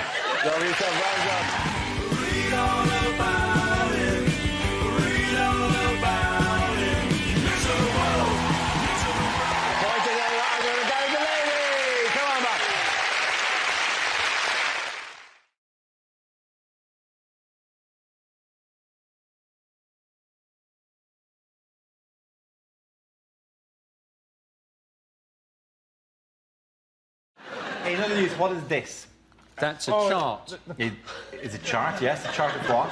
This is a new point system that immigrants must adhere to if they want to live in this country. Yes, you get bonus points if you've got English, and you lose points if you fail to integrate, which seems harsh in the initial interview. You turn up dressed as a pearly queen. Oi! Good integrating, well done. It's basically racist, isn't it? What, people are going to have to learn English to get a British passport? No, I'm afraid it's my family and I will be murdered if we go home. Not my family and me. Back to the Sudan with you. They want them to learn British history, but essentially British history is us invading their country, enslaving their people, and then nicking their natural resources. Always good to remind them of that before we welcome them into the country. But nobody says this, right? If you're seeking asylum in this country, you probably need asylum. Right? If you come from a sunny country and you want to move to Birmingham, someone in your homeland is trying to murder you. If you're rocking up to Preston looking for a better life, things have gone very badly wrong where you come from. Let those people in. Don't say to those people, hey, you're a heart surgeon in your homeland, but you read very badly from Beowulf. We'll have to let you go. It's easily unfair, though, isn't it? Because it always comes down, they have to know things about Winston Churchill. You ask anyone in this country, give us a famous quote from Churchill, and I guarantee they'll go, oh, yes. Has any, you know, because this is to the points to get yourself into the country. Currently, there is a Life in the UK test, which features questions like this. After the Second World War, where did British textile and engineering firms send agents to find workers? Now, judging by the reaction both the audience here and 6 blank faces here, and even more weirdly, there's another question from the life skills test. Where does Santa Claus come from? Now, there's debate in this country about that particular issue, let alone there is no hard and fast answer to that one, but that is among them. Why don't you just, if you really want people to mix in, just give them a simple finish the sentence question with questions like, the referee's a what? And if they can finish that like the Frosty's there, what? Why don't we just go the whole hog, admit we're racist, and at immigration control have a Dulux wall chart, and when people rock up, we go burnt umber, I'm afraid not. Autumn sunset, in you come, just. By the way, this announcement of this new clampdown on immigration, what made it slightly awkward? It was a fantastic story because there was an illegal immigrant found hiding underneath a bus that was full of people who work for immigration. Yes, it was. Isn't that a brilliant story? It was a bus carrying staff of the UK Border Agency, and an illegal immigrant clambered underneath it and hid beside the fuel tank. The last place they'll look. It is. It was the last place. Just for cheekiness, he should be allowed in because that is brilliant. That is like a mouse sneaking into the house by holding onto the cat's nipples, isn't it? It's just... Well, apparently when they got to Folkestone, he just legged it. I'd have loved to have been on that bus and seen those guys go, well, I think that went quite well, don't you? I think it went quite... Oh, dear, who's that chap? I don't want to sound racist, but there's no way that any of us are going to catch him over 5,000 metres. OK, at the end of that round, the points go to Frankie, Hugh and Stuart.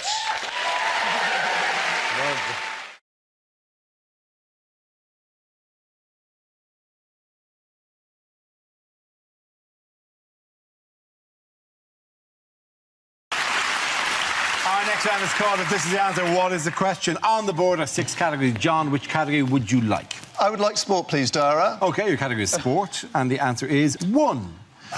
What is the question? What is Bruce Forsyth's national insurance number? Is it the viewing figures for the final Top Gear?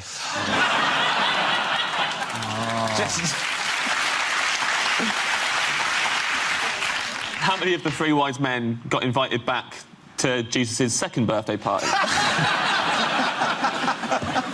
What did the other 2 do wrong? Who wants frankincense and myrrh? Nobody wants that. And wasn't at the time frankincense was worth more than gold? I think that was because there'd been a collapse in the price because Judea had just left the EU. What is the optimum number of directions for a boy band? Is it in my annual stock take? What number do I write on my left testicle? Is it, to the Daily Mail, how many immigrants constitute a swarm? Is it, how many packets of biscuits would you need to cater Michael Gobe's funeral? That's cold. Is it how many Fast and the Furious films would have been enough?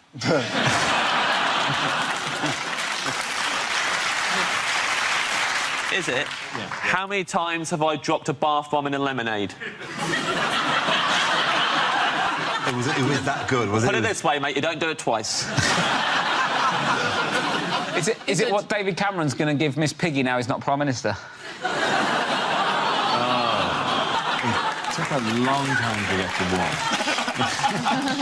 Is it how many people is the reservation for, Mr. Corbyn?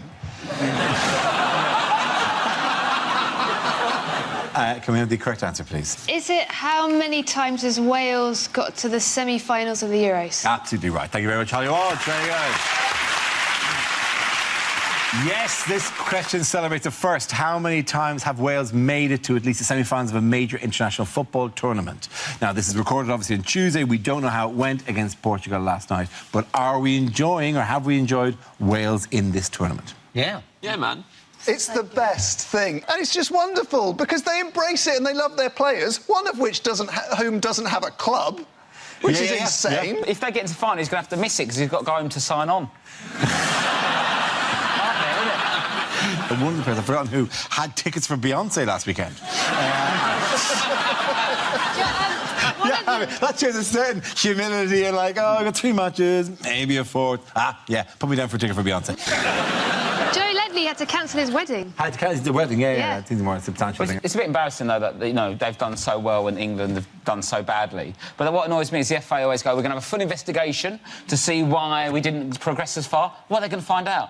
They're going to do an investigation and find out, oh, yeah, works out, the coaches were teaching them rugby. Nightmare. It's a shame, isn't it? Keep an eye on them next time. What have the English fans, how have they been reacting to the Welsh success? Well, this is the weird thing. So the day after they beat Belgium, the most common search, apparently, on Google was Welsh grandmother. Is that right? That was the story, yeah. They're trying to find out if they've got Welsh ancestry, but that's not... If you type Welsh grandmother into Google, it's like you're trying to buy one. It's not...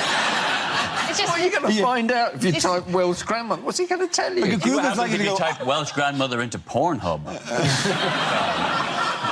If you want to find out if I'm ignoring that. If you want to find out... You're ignoring it, but you're going to try it later. When you say ignoring it, you mean storing it away. This calls for private browsing. Good evening. Private browsing. Yes, sir. It's in the pocket for later. Private browsing. Your country needs you again. Thank you.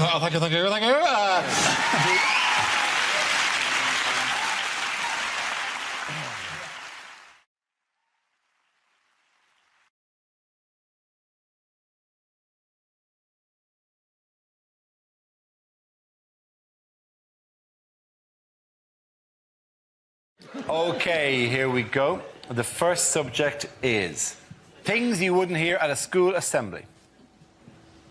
OK, today we're going to have a special outing. So, Miss Williams, if you'd like to tell everybody why you're a lesbian.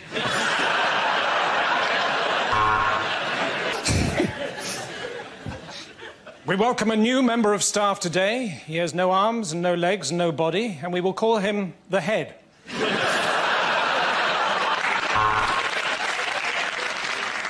Would whoever's milkshake is bringing all the boys to the yard, please stop it.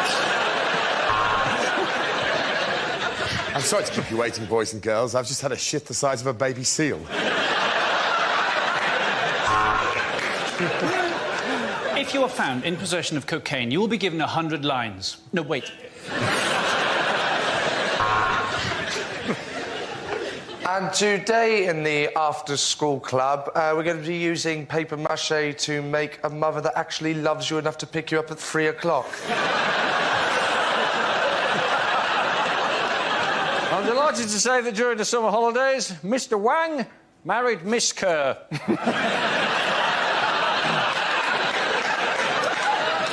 His nickname will remain the same.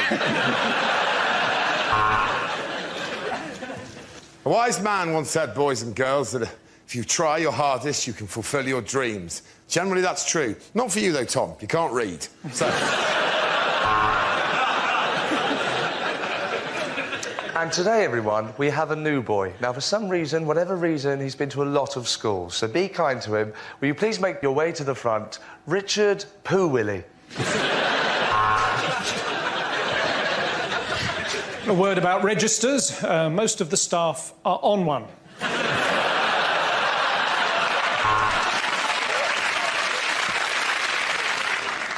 So that is how you put on a condom. But, sir, shouldn't you have used a cucumber?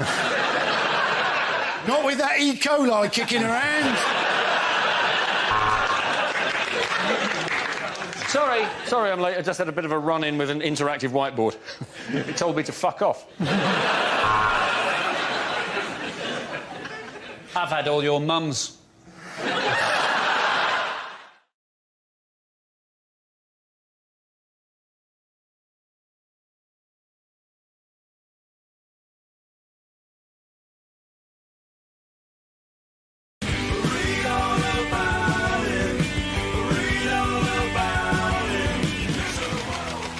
First subject is animals. Who wants to come in on that? Ava. I'm not a massive animal lover. I recently I found out that I had a mouse in my flat. Don't look at me like that, I'm not dirty. So I called this guy from Rentokil, right? And he comes along, and there's something weird about this. They don't tell you anything that comforts you. So this guy goes to me, what we're going to have to do is we're going to have to block all the holes in your flat, because I don't know if you know this, but a mouse can collapse its vertebrae and squeeze through the hole the size of a pencil. And I was like, geez, if you have to collapse your vertebrae in order to get in somewhere, perhaps you just shouldn't be there. It's a bit extreme. So I was like, I will not stay in a house that has got mice in it. So I moved to my friend's house. But before I went, this guy tells me to leave my TV on because the mice might hear it and think that people are actually there. And then, as I was staying at my friend's house, it was like past midnight. I was on the sofa, I couldn't get to sleep, and I started getting really angry. So I thought, here I am in someone else's house, and that creature is back in my flat, probably sitting on the sofa watching Rasta Mouse. Right? But I did eventually get rid of them, and which was great. And I swear, because it was the worst thing that could happen to me, because I hate mice so much, I only ever wear makeup that's tested on animals.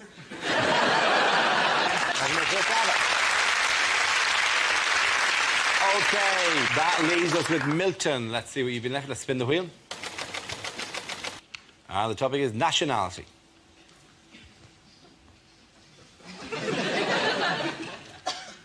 If you're addicted to meths, you're either an alcoholic or a South African with a real love of numbers.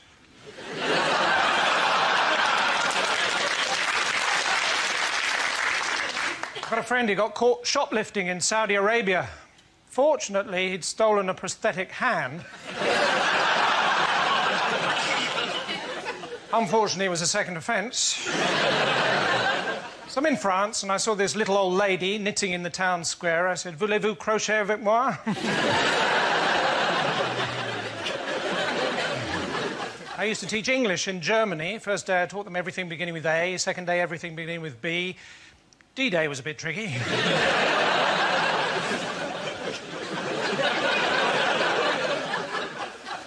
So I'm in a disco in Tehran. All these women dancing around a handbag singing Iranian Men, Hallelujah.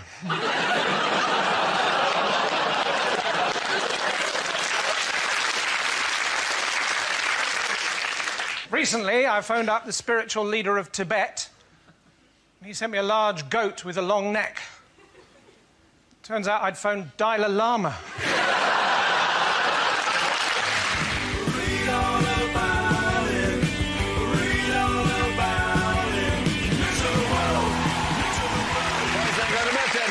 You're welcome back.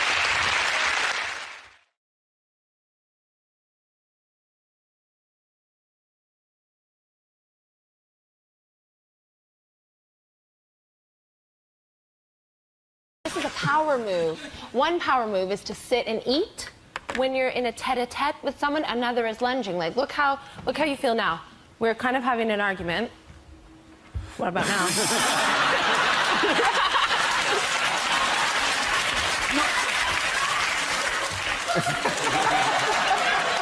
Then you know karate's on its way.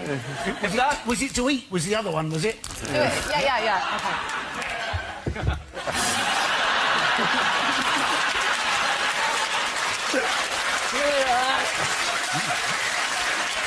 He's got 3 phones.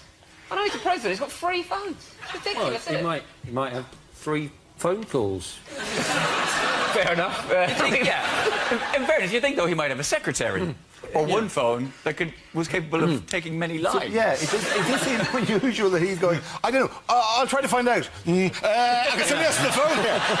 He's not happy with it. Wait a minute, wait on the line. Both of you wait on the line. I'm going to ring the other number. This isn't working for me. With Obama's foot on the desk, I think it'd be funny if a comedian on a panel show were to say, so Brock here, I'm going to put you on sneakerphone. I think that would be funny if a comedian on a panel show. I think it'd be funny. And speaking of the conference, what is France's position? Doggy style.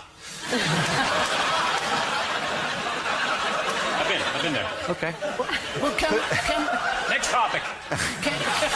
Yeah, because that topic's settled. Yeah.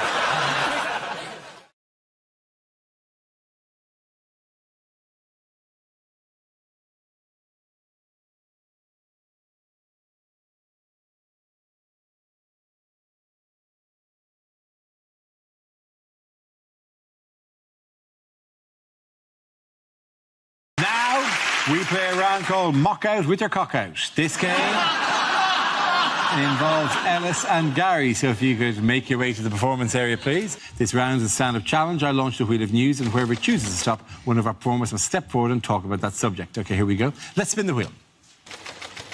The first subject is life stages. Who wants to come in on that? Ellis.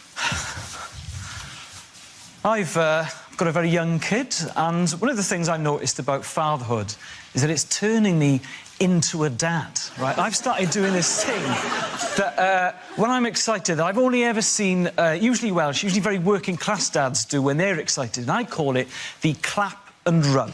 OK, so if my mum, for instance, said, oh, I can't be bothered to cook tonight, why don't we have fish and chips? My dad, because he'll excited, will go, fish and chips? Fish and chips?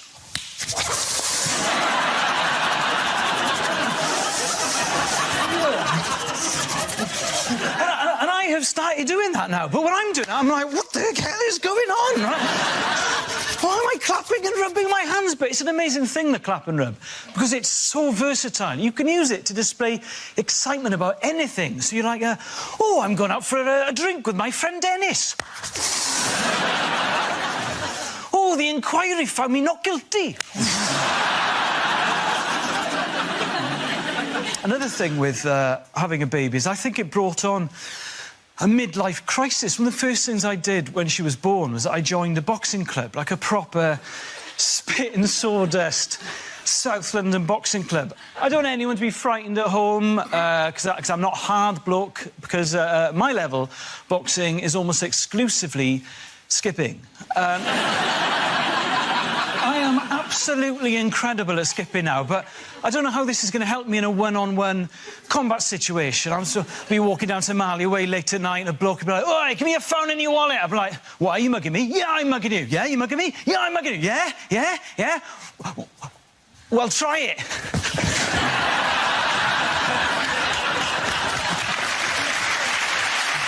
you very much, Alice. OK, that leaves us with Gary. Let's see what you've been left with. Let's spin the wheel. And the topic is relationships. The other day, a woman described me as a bit of a looker.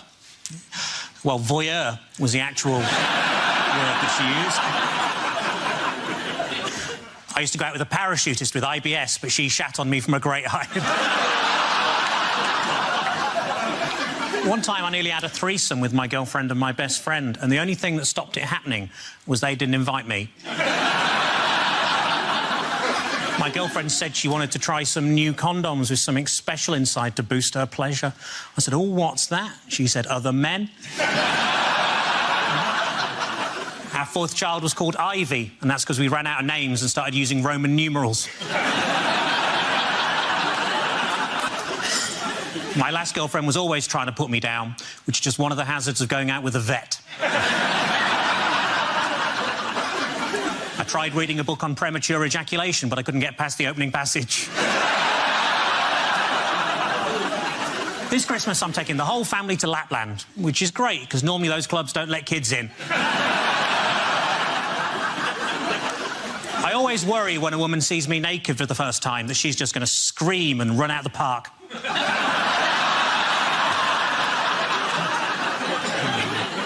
My girlfriend and I love watching box sets. We got 3 episodes into Orange is the New Black before finding out it wasn't about what would happen if Trump replaced Obama. Thank you very much. Well done. Point in that round. Going to go to lady. Come on.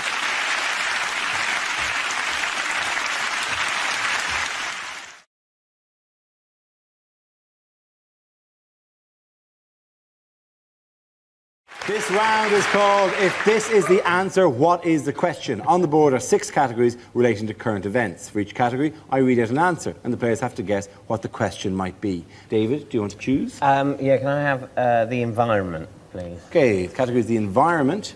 The answer is between 19 and 23. What is the question? Is it where the postman puts mail for number 27?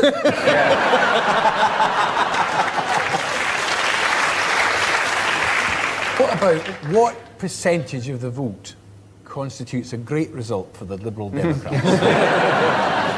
Is it how much Wayne Rooney will weigh in stone 2 months after he retires? Is it where are the numbers 20, 21 and 22? Or, if you're Peter Stringfellow, how old is too old? Is it the number of times I'd listened to the Coldplay LP before slipping into a fatal coma? Is it how many people actually care about the environment? I mean, actually, genuinely care. Don't say they care, but actually care about it. At a gut level. Well, let's face it, we all have far bigger and more tropical fish to fry. Greenpeace constantly thump on about how we must save this planet for our children, our children's children, and our children's children's children. But hold on, what if they don't have any children? They might not want children. Let's not spend what is quite a lot of money on hypothetical children. Yeah. Also, I know kids, they like bikes. They like shiny red bikes. I promise you, you show a kid a clean rural stream and a shiny bike, and I'll show you a kid sitting on a bike whilst pissing in a stream. Are they not the future? So, you spray on. Is it the number of English counties likely to be underwater in 100 years' time? It's, yes, indeed. It's very, very close God. to that. Yes, it's very, very close to that. Jesus Christ! That's terrible! That was less a joke, more an alarming fact. I thought it was something ridiculously awful, but it's going to happen. Oh, well. Night-night, my children's children. You can ride around on the bike in smaller and smaller circles on a vanishing piece of land. To be honest, Dara, in Scotland we have mixed feelings about global warming because we will get to sit on the mountains and watch the English drown. More pineapple, hooey!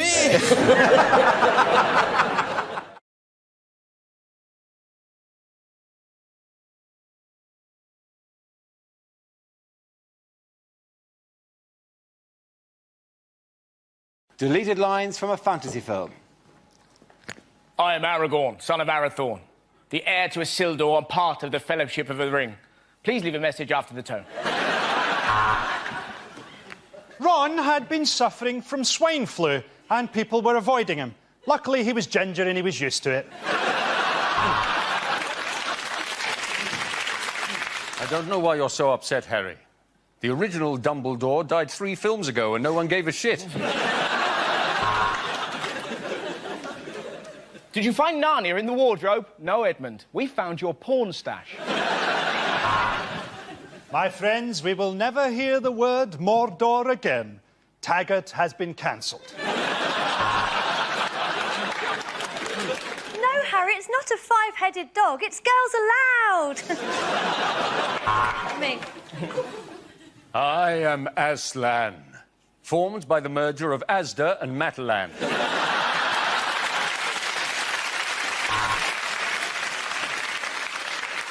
We had only been there for a day, but to us it felt like 15 years. That's Birmingham. Did you honestly think I could be defeated by someone younger? I am Arlene Phillips!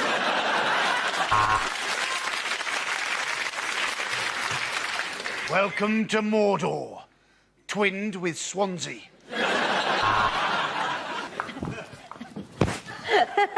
This will never work, Frodo.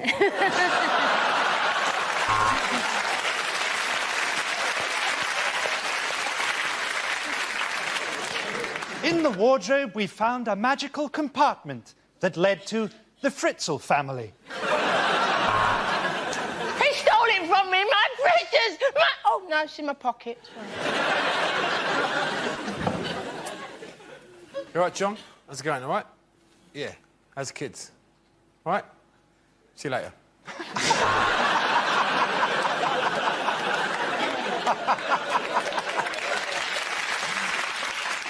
I'm not a dwarf, I'm a lesbian.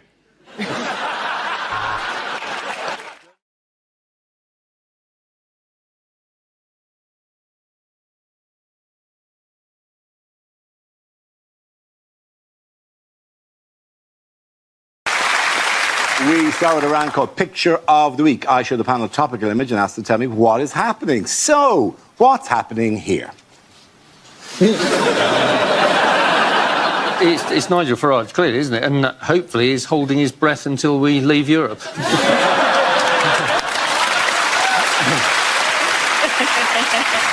Has he just realised that wasn't a fart? Have you ever seen a cartoon and a cartoon character accidentally swallows an anvil?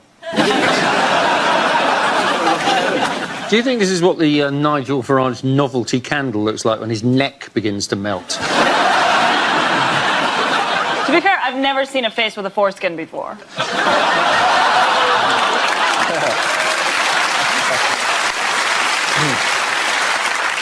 I've never seen a foreskin. He looks like he's just come out of a toilet he's left an awful smell in. So is he saying, I'd leave means leave it a minute if I was... Do you think that is the face he pulls when he's asked about any of his other policies? Yes.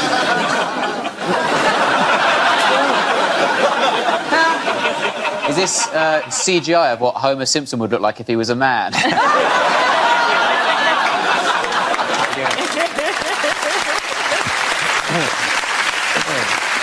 Do they have the correct answer? Yes. That is Nigel Farage in front of a poster that says Brexit Party.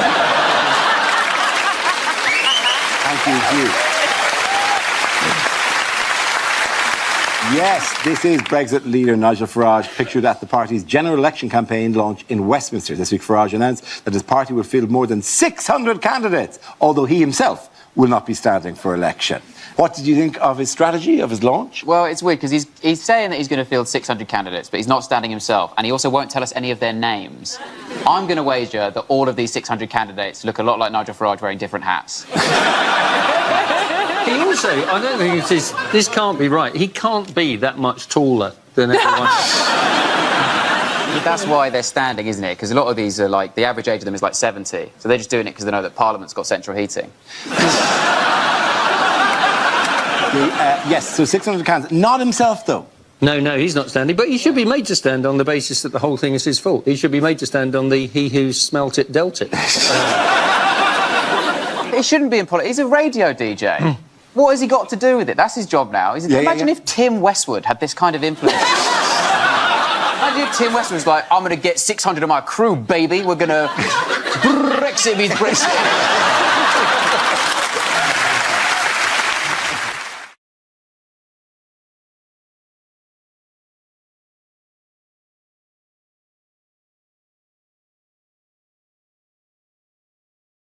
It's Christmas time, and we hope you're all enjoying the season at home as much as we are here in October. But now, in the past, people have said we don't try harder to be festive on this show, so this year we're going an extra mile. We decided to buy each other Christmas presents, so let's see what everyone got. For Chris, I'm just going to go to you first. OK. Well, my first present is for Hugh. I've bought everybody a bit of headgear.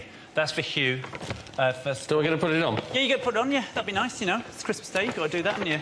Because Hugh is our captain, Dara. The middle second denotes captaincy. He's the captain of the team. The captain of the team. No seniority, no points. I'm also going to be in fantasy... What's it called? He looks more like being a remake of The Village People at the moment. For Andy, I got a... I know what it's like going out in public and people hassling you and stuff. I bought Andy... I like your present, yeah. I bought Andy a disguise so that he can disguise himself so nobody will know it's Andy. Nobody will be able to tell it's him. For Dara, I just got a lovely hat for him to wear. It's a lovely hat. It's a normal-sized hat for a normal-sized head. Completely normal-sized hat.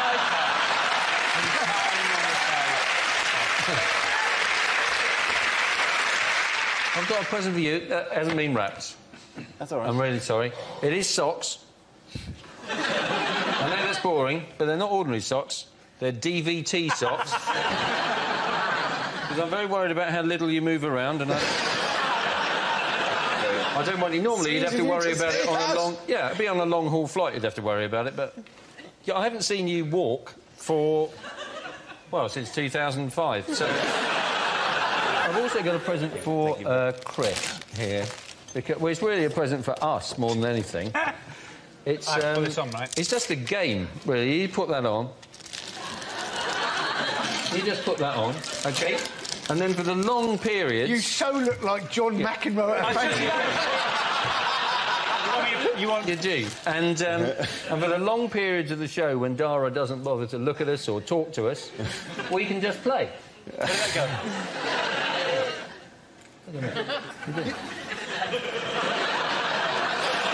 This is the looks best like Christmas ever.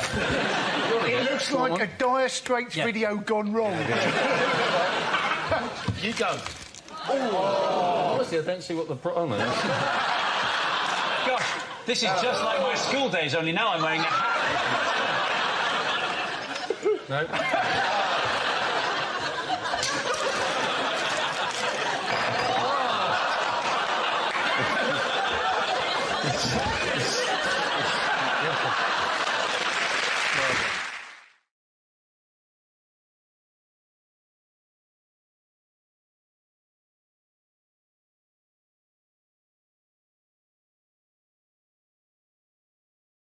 Unlikely things to hear at New Year. 10, 9, 8, 7, 6, 5, 4, 3, 2, 1. Oh, and some prawn crackers, thanks.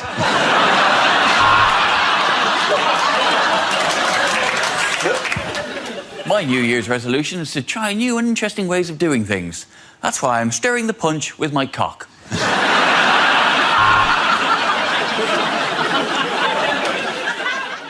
I've just had a glass of this punch.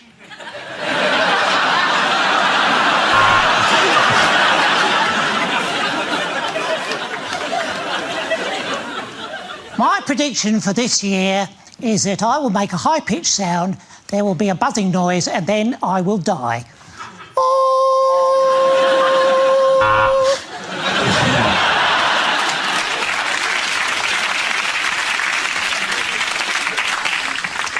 I'd murder a bit of turkey.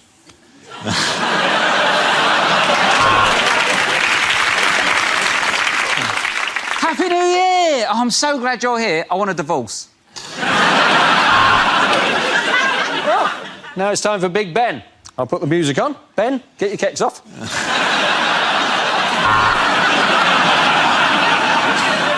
Welcome to Hoot and Nanny, the topless bar for the gentleman who prefers the older lady.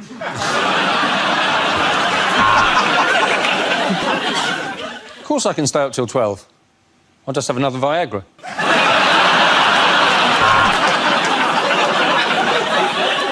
Last New Year's party really ended with a bang for me when I drunkenly mistook a party popper for a tampon.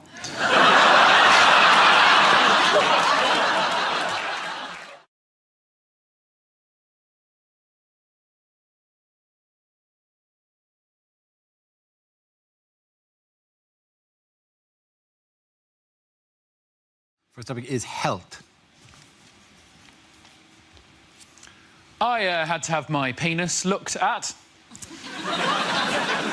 By a doctor. I didn't just wake up one morning and go, oh, more people should be looking at this, quite frankly. I used to spend an hour a day at my bedroom window with it pressed up against the glass. It was a scary experience having to go to the doctors. I thought I should build up the courage to get down there and have it looked at. Well, I went in there, my courage flew out the window like a little bird. Because as soon as I went in there, I found out that the doctor who I had an appointment with was a lady doctor. Now, I obviously don't have a problem with ladies being doctors. In fact, give them the vote, that's what I say. But there is a worry if there's a lady poking around down there. In that context, what if your nethers decide, ooh, think it's time to go to work? Luckily, then, I remembered I'm not an Alsatian whose lipstick pops out at the slightest whiff of an undercarriage. I needn't have worried because she was a good doctor, she was a great doctor. She put me at ease straight away using one word. This is what she said. She said, OK, Mr Gamble, just go behind that curtain there and pop it out for me. There's the word pop. Now, pop is a lovely word.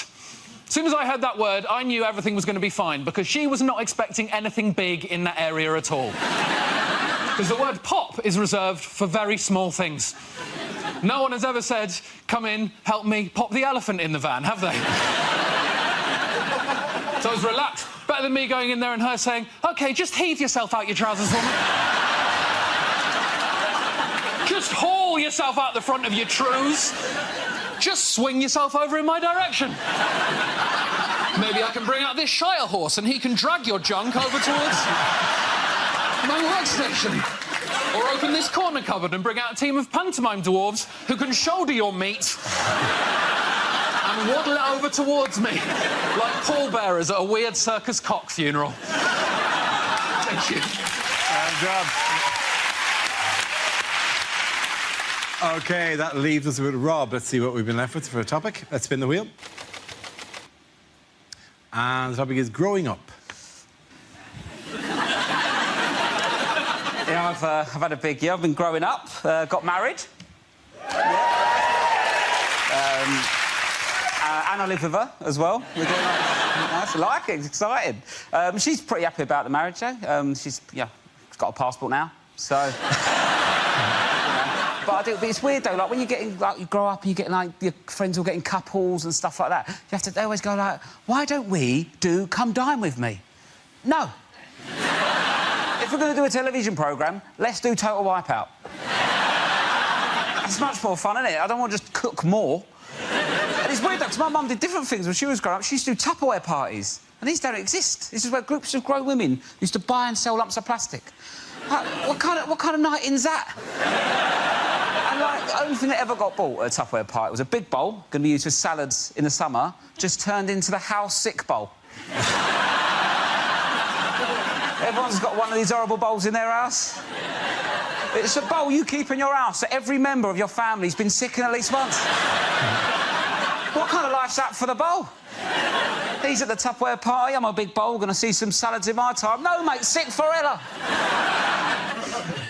The thing is as well, like, I used to come home from the pub, not even going to be sick, just a bit pissed, and Mum goes, "Get in the sick bowl, you need the sick bowl." Oh, I don't need the sick bowl, Mum. But I get the bowl, I look in it, get flashbacks, I'm sick everywhere. There's been 3 generations of sick in that bowl. It's the closest thing we've got to an heirloom. Well done, very good. Well done, both of you. Points for both Rob and Ed. Come on back.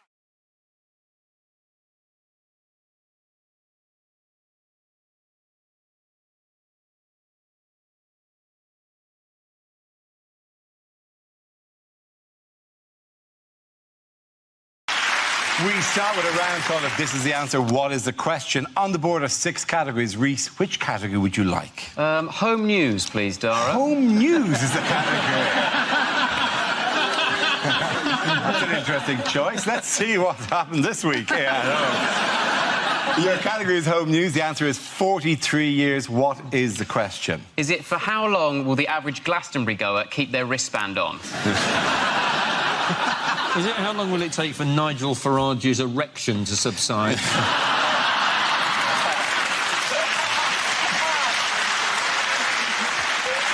Is it, if Jeremy Corbyn asked the shadow cabinet for a high five, how long would they leave him hanging? Is it how long will somebody have to wait if they're born today before they can move out of their parents' house? Is it how long will you have to wait for your Uber if everyone gets deported?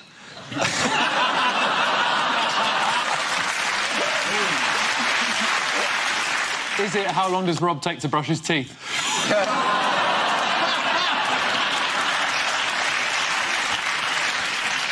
Big teeth, isn't it? Is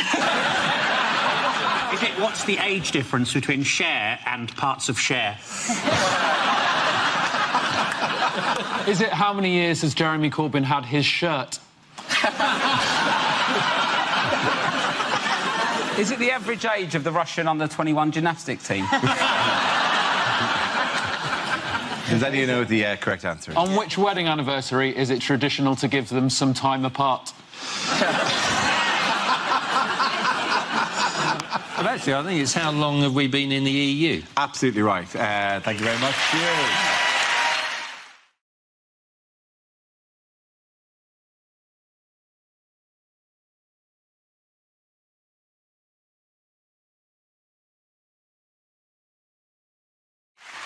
We start with a round called If This Is the Answer, What Is the Question? On the board are 6 categories. Ivo, which category would you like? I would like home news, please, Dara. Home news it is. The answer is 1 year. What is the question? What would be an appropriate prison sentence for people who use the phrase hollybobs? Not the answer, but I'll take it.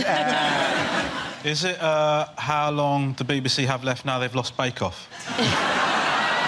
And the clock is already ticking. Yeah. Is it in a Wetherspoon's kitchen? What is the chef's equivalent of the 5-second rule? Is it Southern Rail's estimate for a London to Brighton journey?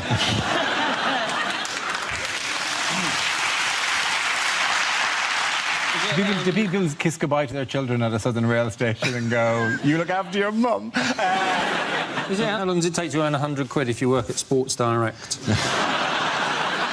How long does it take a YouTube clip to buffer at my parents' house? Is it... How long would Charles Manson have gotten in prison if he'd been a promising swimmer? Yeah. Bit of politics there. How long does Jeremy Hunt want junior doctors to work per week?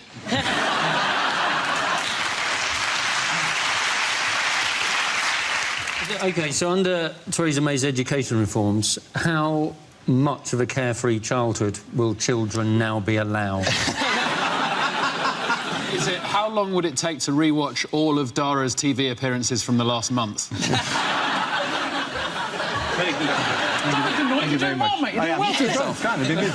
If I make a joke about ISIS in the queue, how long will it take me to get through airport security? OK, is that the correct answer? I think. How long has Jeremy Corbyn been leader of the Labour Party? It is indeed. Thank you very much, Judez. Well done. Yes, the question I was looking for was for how long has Jeremy Corbyn been leader of the Labour Party, and will he stay as leader of the Labour Party? He's not had a very successful year, has he? Really, he moves forward with all the dynamism, energy, and impetus of a canal boat. But his followers really believe in him, to the extent that at the party conference they've now told the caterers just to provide loaves and fishes. Jeremy Corbyn has got the look of a man who can survive 6 months on one Kendall mint cake.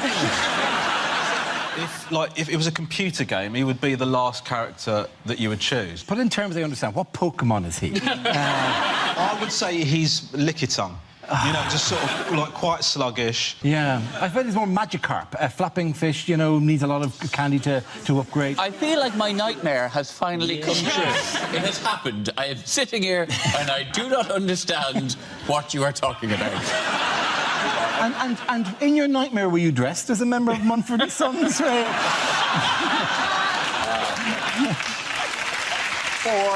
Or one of the borrowers. Shade at my waistcoat?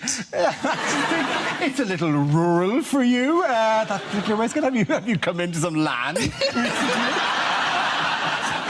Neither he or his challenger for the party leadership, Owen Smith, would make very good X-Men. Corbyn's superpower would be sitting in a corridor even though there are seats available. And Owen Smith's superpower would be if he walks into a room, no one knows who he is. Because Owen Smith, he looks like God's tried to make the most boring-looking man he can, and halfway through he got bored.